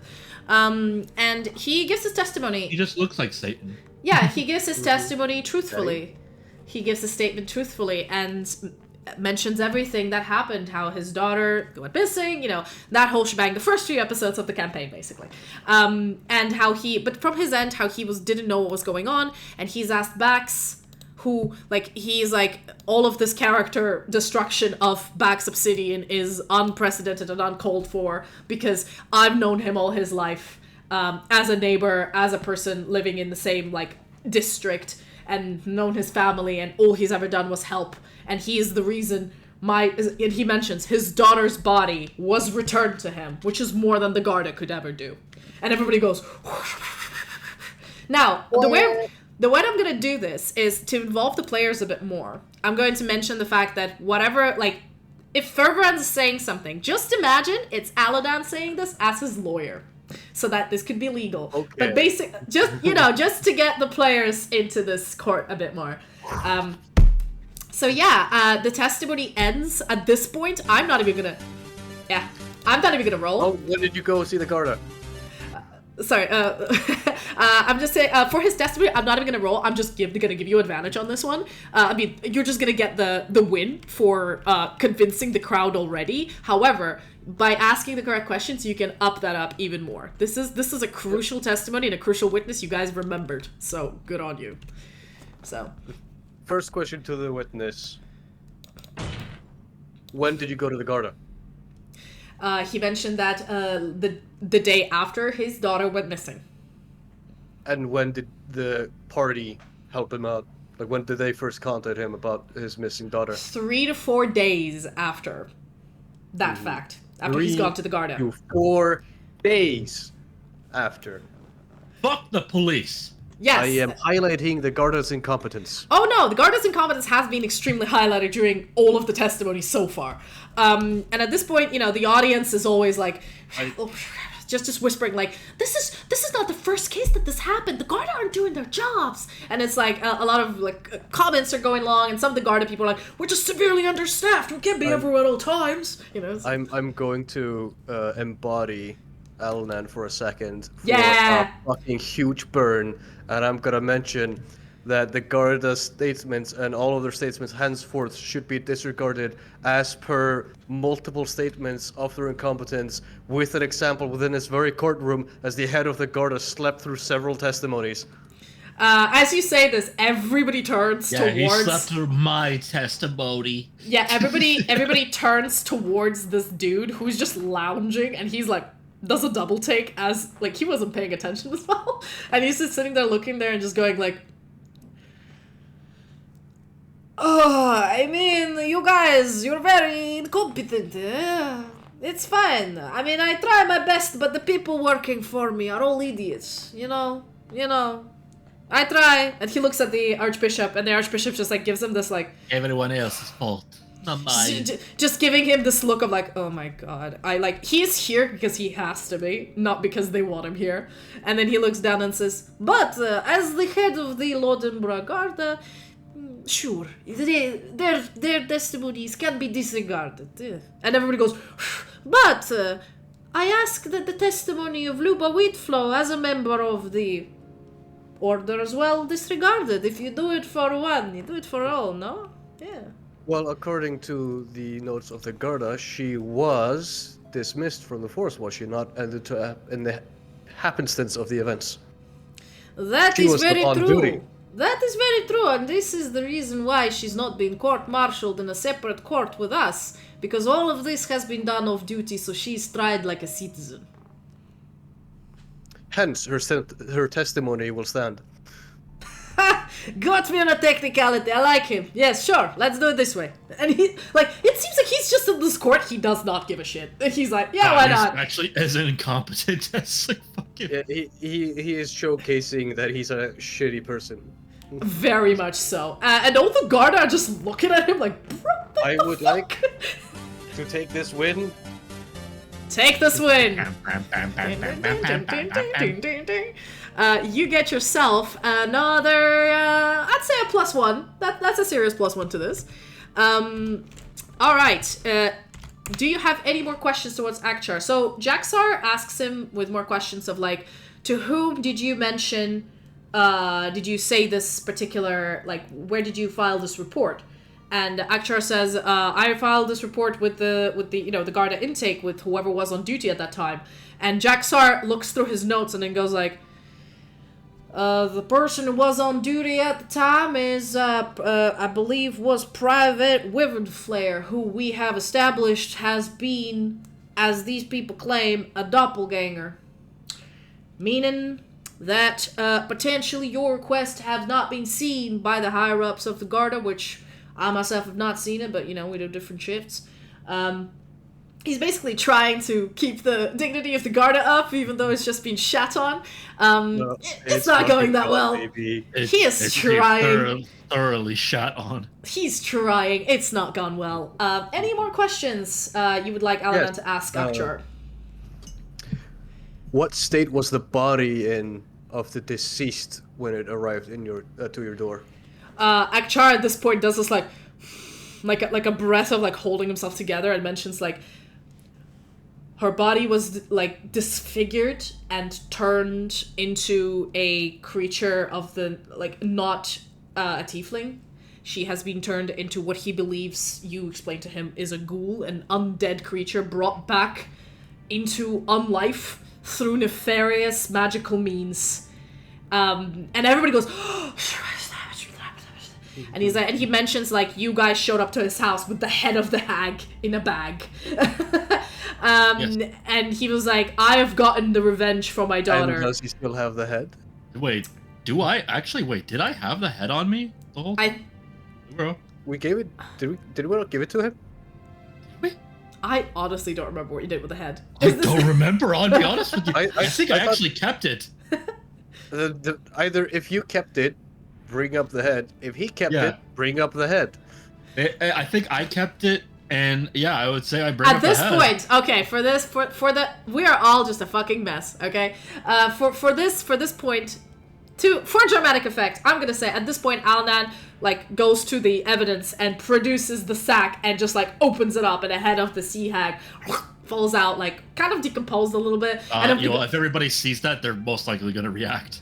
And everybody goes, ah! And, all the people are like getting so scared. And as he puts it back into a bag, he looks over at the rest of the audience and basically, to emphasize this point that this is key evidence that the testimony of my defendants has been truthful and that they have not lied about the danger posed to this city. And if there is one hag, there is more. And amplifying the effect of the testimony. That is another point in your favor. The audience is getting real fucking spooked. This is how you fucking do it, baby. Yeah. Any other ones? I'm not even rolling for persuasion because these are just automatic reductions, man. Anything else you I want to should ask? be Actor? allowed to hurt these children because I am a hero. Yeah, Anything else you wanna I was right ask? to stab that kid. Anything else you want to ask Actor? Nope. I've made 2 very solid points.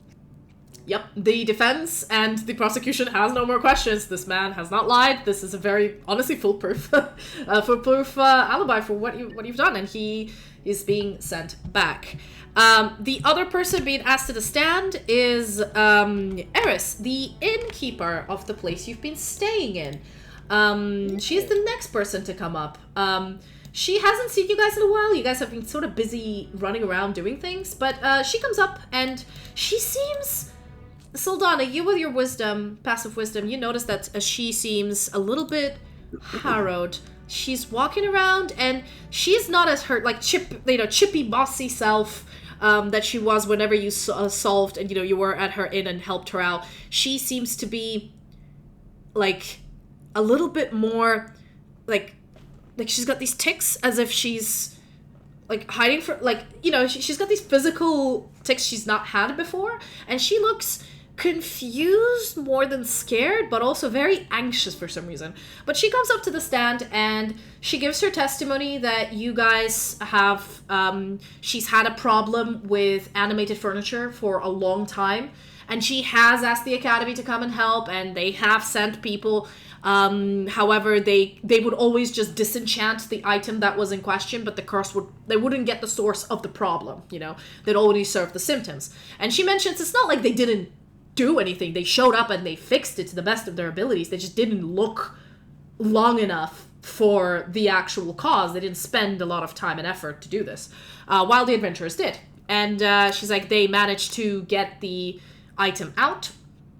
And it was, from what you've explained to her, a bag of sort of magic, a witch magic, that has been cursing furniture in her inn for last few months, and has been causing a lot of stress to her. Has it happened ever again after that?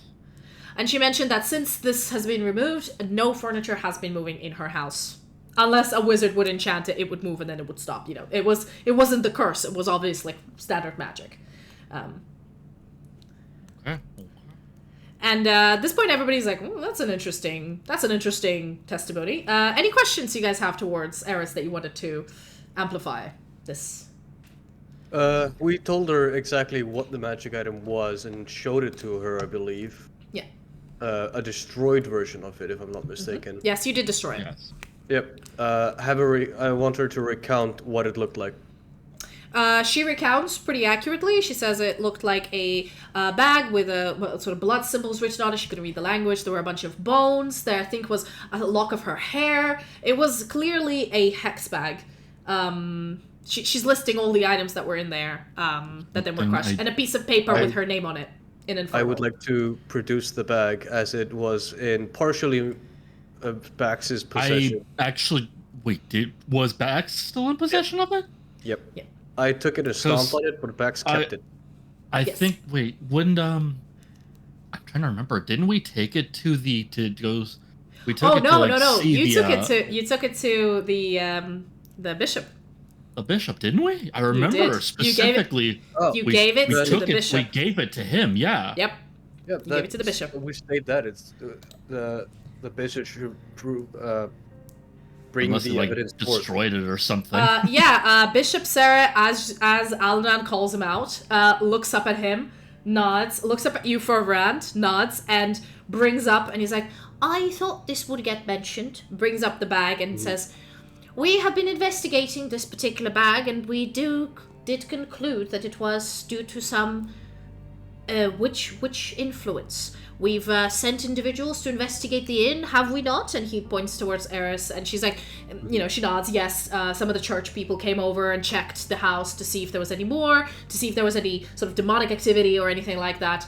And he mentioned that inside the inn itself, apart from that bag, only the area where the bag was kept was desecrated in a way, which they fixed. He's like, we've been trying to keep an eye on any sort of magical activity around that area, which is the south gate, to see if they could wheedle out who is responsible. And a lot of the church members nodded. The archbishop is like surprised by this, but she's like, okay. I pretty would standard. like her to confirm that this is the bag that she described. She confirms that this is the bag that she described, and Sarah nods as well. And he says, "Yes, I've been investigating it, but woefully, I must apologize. I have failed you." And he nods at Eris in finding the culprit of this particular issue. Mayhaps it was that hag that was murdered, or mayhaps it was not. But this particular magic, he's never seen before, so it's been a bit difficult for him to identify who's done it. Can we start like a further jab at the Garda? When did she notify the Garda about this, about the incident she was having? Months ago. And she notified the Garda, and the Garda said you have to go to the academy because it's clearly a magical incident, and we don't do with, I don't know, magical, like, it's either a prank or some sort of like a magical issue. You go to the academy, and the academy confirms, like, yes, she did come to us, we did send people over, but, I mean, our people aren't trained in dealing with curses. Our people are trained dealing with errant magic, which is what they dealt with. They've disenchanted all the animated things. But obviously I would like the jury to be aware that the Garda did allow this woman to be subjected to the attack of animated objects for months at a time. For this, though, give me a persuasion check. Just a flat one. Mine or just a d20 roll? Give me yours. Why not? Even though Alanan's the one voicing this is your points. So 19. Yeah. 19. The audience like nods, and at this point, like the anti-Garda attitude of all the populace is now increasing. Goodness, what are we starting here? Revolution. A revolution. A revolution. So yeah, you guys have been on a roll here with all of your stuff. You've been convincing people left and right about your shit, and the audience is very much against the Garden now. So Eris is just gonna do a roll with advantage, but she will do a roll because it's not such a my daughter has died and it's been negligence. It's more I'm slightly inconvenienced. So she will do a roll, unfortunately for her. But hey, she's got pretty good charisma. Highly inconvenienced. Those tables could have killed her. Yeah, it almost killed Bax. It literally almost killed him. Yeah, she's fine. She rolls a dirty 20. She done did good. You guys are just crushing it at this point. Your DC to succeed is like 4. You guys are on a roll. Unless you roll like a nat 1 or something, y'all, it's really difficult for you to fuck up this. After this, does anybody have any more questions towards Eris?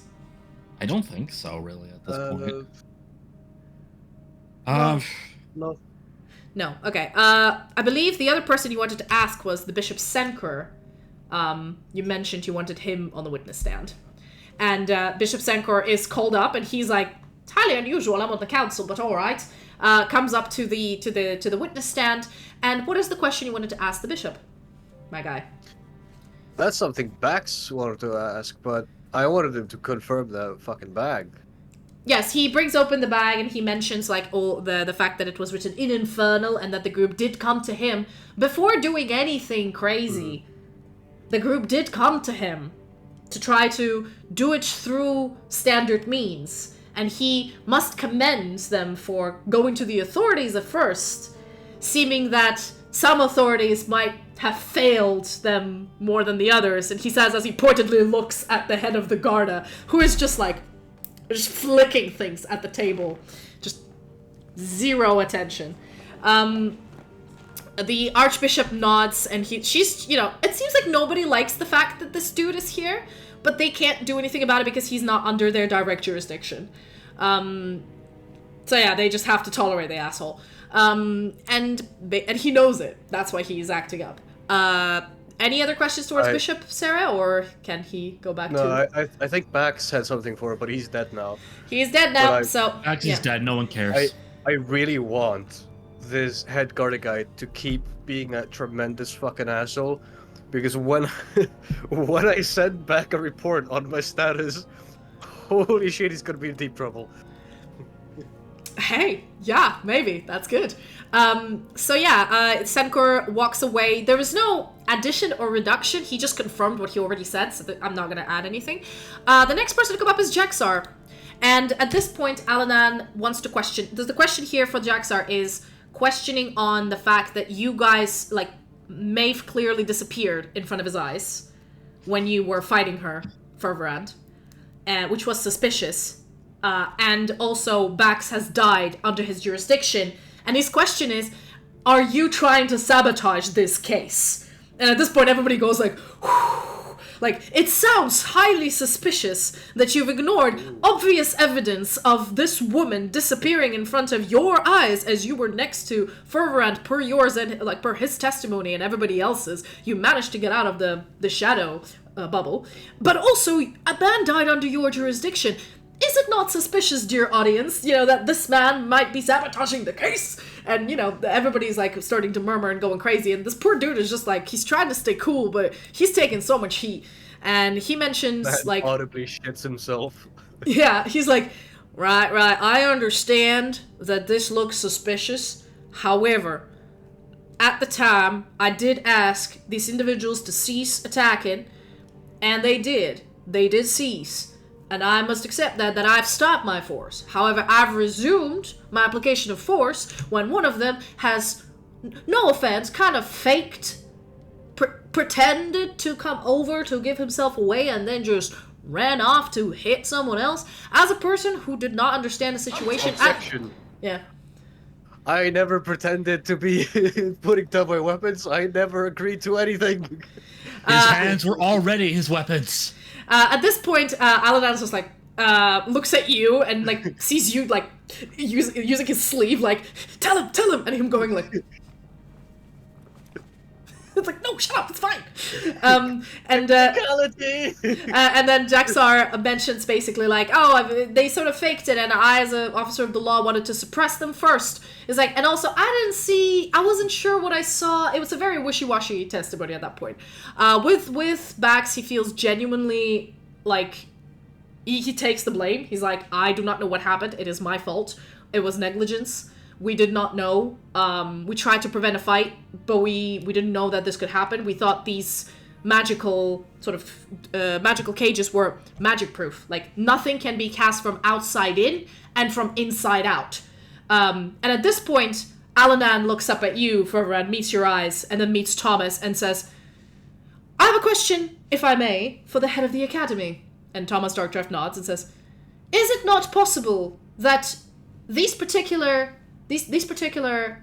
bars have been made to prevent magic being cast on the prime material plane? However, if the magic is being cast from, I don't know, let's say the ethereal plane, this does not apply. At this point, give me an insight check, the two of you, because I assume you're looking at the mage. Or at anyone else, if you want. I'm just giving you a chance to give you... Damn it, I rolled low, 14. To give you insight checks to see what's up. You got a 10, I got a 14. What? Oh, you got a 14. I got a 10. Okay. So you guys are looking around, and there's a lot of people's reactions. Tell me who you're looking at. Yeah, we'll let you look at one person with these kind of rolls. I want to look at the headmaster. So you're looking at the headmaster. Who are you looking at, Sildana? To see the reaction to these statements. Headmaster too, I guess. Okay, so both of you looking at the headmaster, and you notice he's genuinely surprised by this question, but then as he nods, he seems to reluctantly but truthfully answer, like, I did not think that was the case, but yes, actually. You are correct, yes, it could be cast from a different plane of existence, but it's impossible because there has been no realm travel since, I believe, over 1,000 years or so. It's been extremely difficult to open any kind of portals to the Feywild, and any of the elven kind would contest to that. Any sort of elemental magic has been extremely difficult to cast because the original elemental planes of fire, water, earth and such are impossible to access. It has not been possible to do this in some time. This is why I never thought of this as a possibility, but you are not wrong. It could be cast from the ethereal plane. No. no normal individual is capable of interdimensional travel, you say. Yes. But if they were a hag... At this point, they are... Okay, give me... You know what? You pick, Farvarand, which skill you're gonna use to give me a roll with advantage. You do not have to beat a high DC. This is just to see how cool and how, like, nail in the coffin is this gonna be. Pick one skill. I'm letting you pick a skill. Any skill you want to do. Unless it's something stupid like, I don't know, athletics. Like, you know, any type of... Stealth! Whoa! No, I mean, like, you can either do persuasion, intimidation, performance, deception, any skill. Pick one. Just... I want to use insight to try and see if the matron freaks out. Go ahead. Do it with advantage. Can I be looking at the matron as well? Oh my god, y'all. Oh that is a God. natural 20. Okay. I am the dice god. She's fuming. I need the music. I need the music for this. Okay, so... Yeah. So as you look at the hag, when Alanan says this, you know, your words, but he says it. No, play it. Okay, you look at her, and you notice the hag is visibly, like, shaking. And, like, you can't tell if she's shaking from fear or from anger, but she is, like, her eyes twitching. It is obvious she's reacting, like, badly to this fucking testimony. If she looks me in the face, I'm gonna maintain dead eye contact. You're maintaining dead eye contact, and with that natural 20, I'm gonna tell you what happens. She catches you, but before you manage to look at her, like, as you're looking at her, before locking eyes with you, she meets, or like, she looks at a few individuals in the room. Now, with a natural 20, she first looks at Lancian, who is the pretty boy, and then she looks in the direction. You can't really tell because, you know, she's sitting across from you, and, you know, you can tell the direction she's looking, but not exactly at a person, even with a nat 20. You can tell she's looking at Lancian because he's close to her, so she's obviously, like, quick dart of the eyes. And then another quick dart of the eyes at the table where the 3 counselors are sitting and the archbishop. You do not know who she's looking at, but she's looking at somebody, and then she meets your eyes. With a natural 20, I'm gonna give you this with an insight, because that was badass. Thank you. But these are just glances. You don't know what they mean, you can't tell. You know, she knows she's been caught by you guys, for sure. And she knows she done fucked up, and she is trapped here. And if things go south, she can't leave. Or, you know, she seems anxious and very terrified, and she has been looking at people. Because she understands there's reasonable suspicion. Yeah, now she's like before where, like, probably she wouldn't have come to court because she was in hiding. But now that, you know, somebody probably convinced her, no, this is fine. Or maybe she thought this is fine. And now she's thinking this isn't fine. This is not going well. Yeah. As the crowd calms down, I, as the lawyer, Alanan, state that this would be a fantastic opportunity to scan the matron.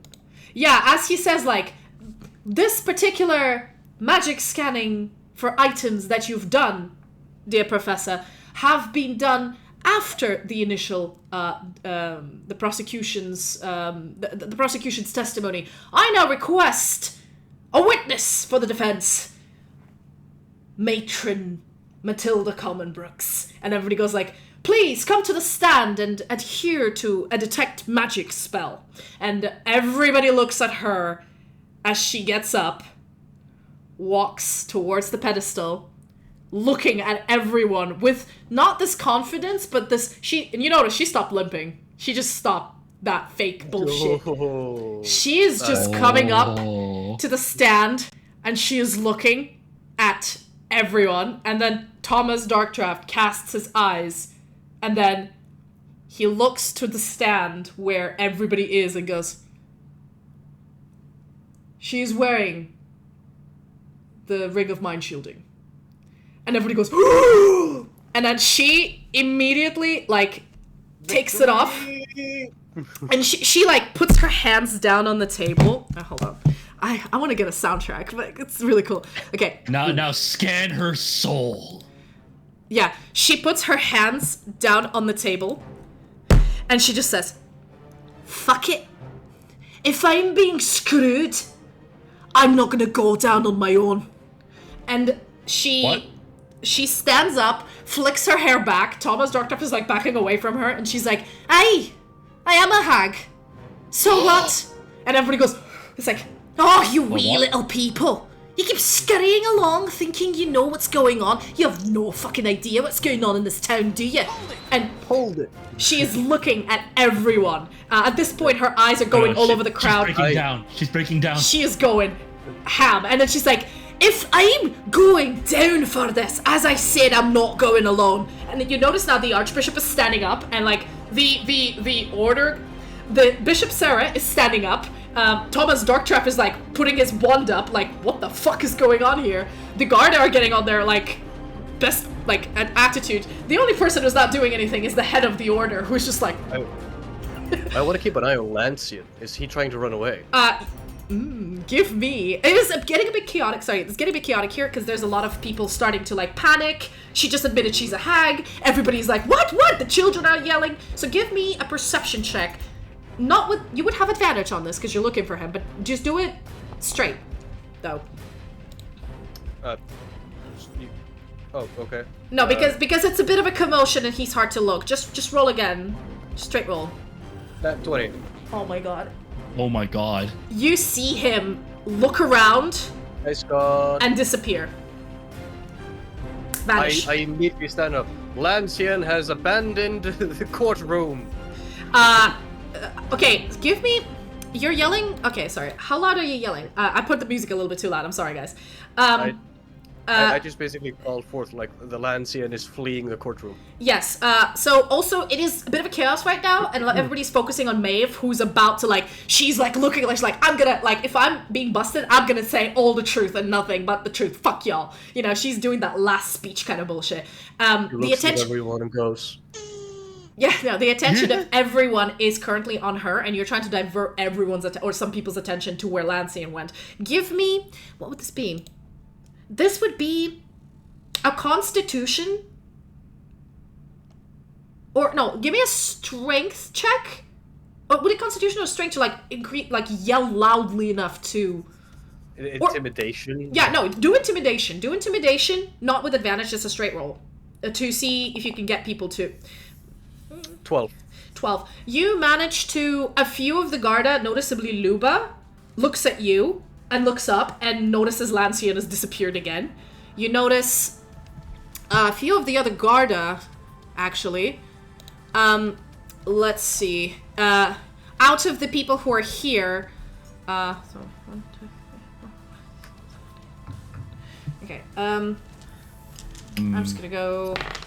You notice the cat person, like the tabaxi. The white tabaxi who was with you guys at the, you know, one of the Garda there, he was standing next to you. He looks at you, looks at where the kid disappeared, and you notice that with his cat-like reflexes, like, he manages to see the Lancian in the moment of just disappearing. And you can see it in his cat eyes as his, like, fur stands on end, and he's, like, gets up and turns towards you, Ferverand. And as he looks at you, he, like, you can see, like, the cat, like, understanding of holy shit, these guys were saying the truth, and he gives you like an almost imperceptible nod and starts heading in that direction. But a lot of the other people are busy staring at the hag, unfortunately, or at her giving her a speech. And do you need to go right now, or can you stay for like?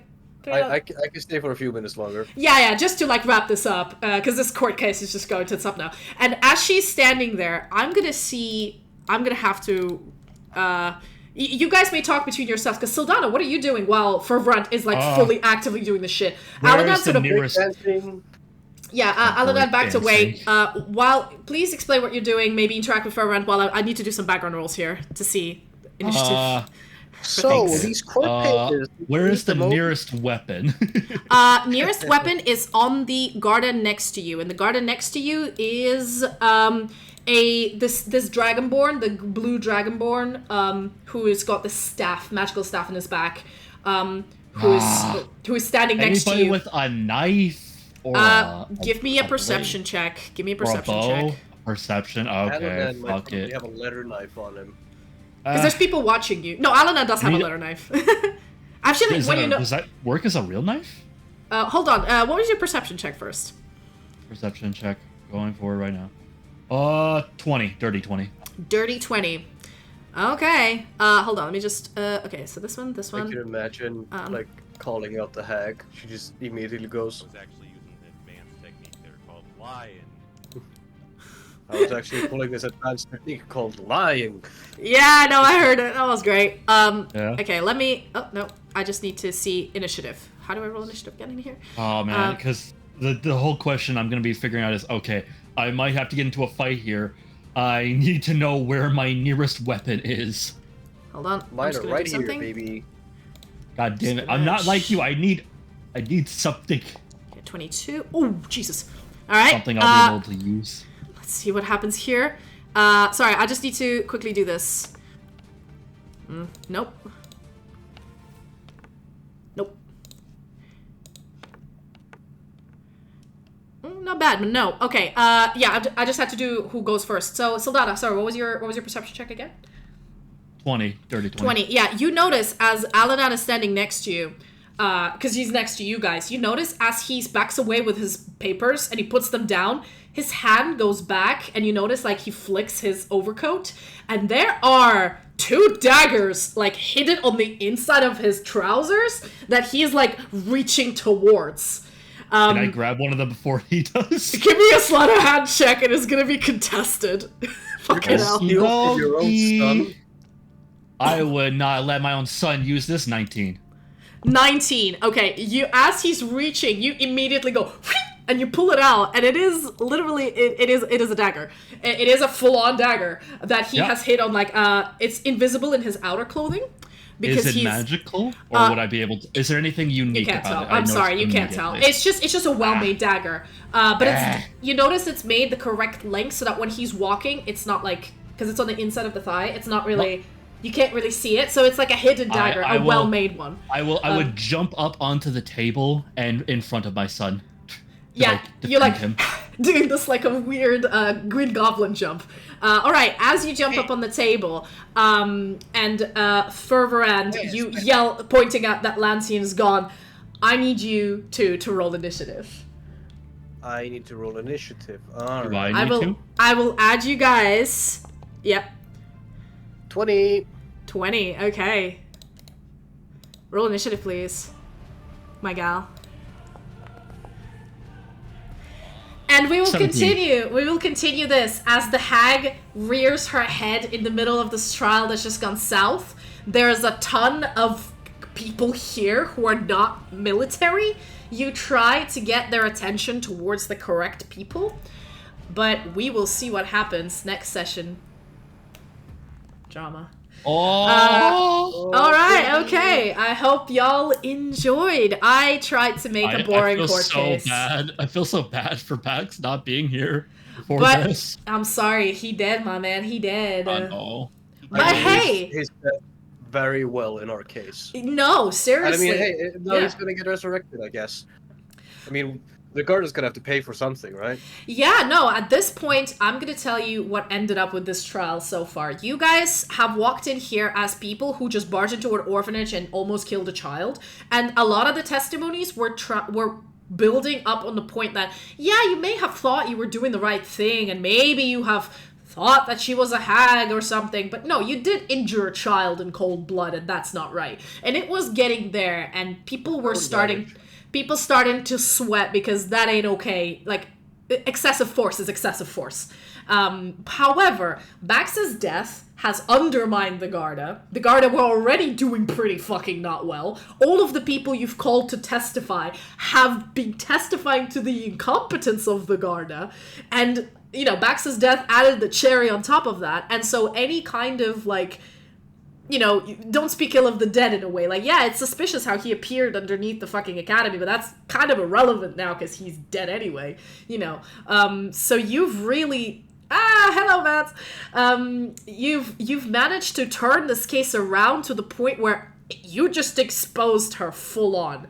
And now all the big players are here. Next session's gonna be Mamba. Until right. next time. Yep. See you later, Space Cowboy. Bye, guys.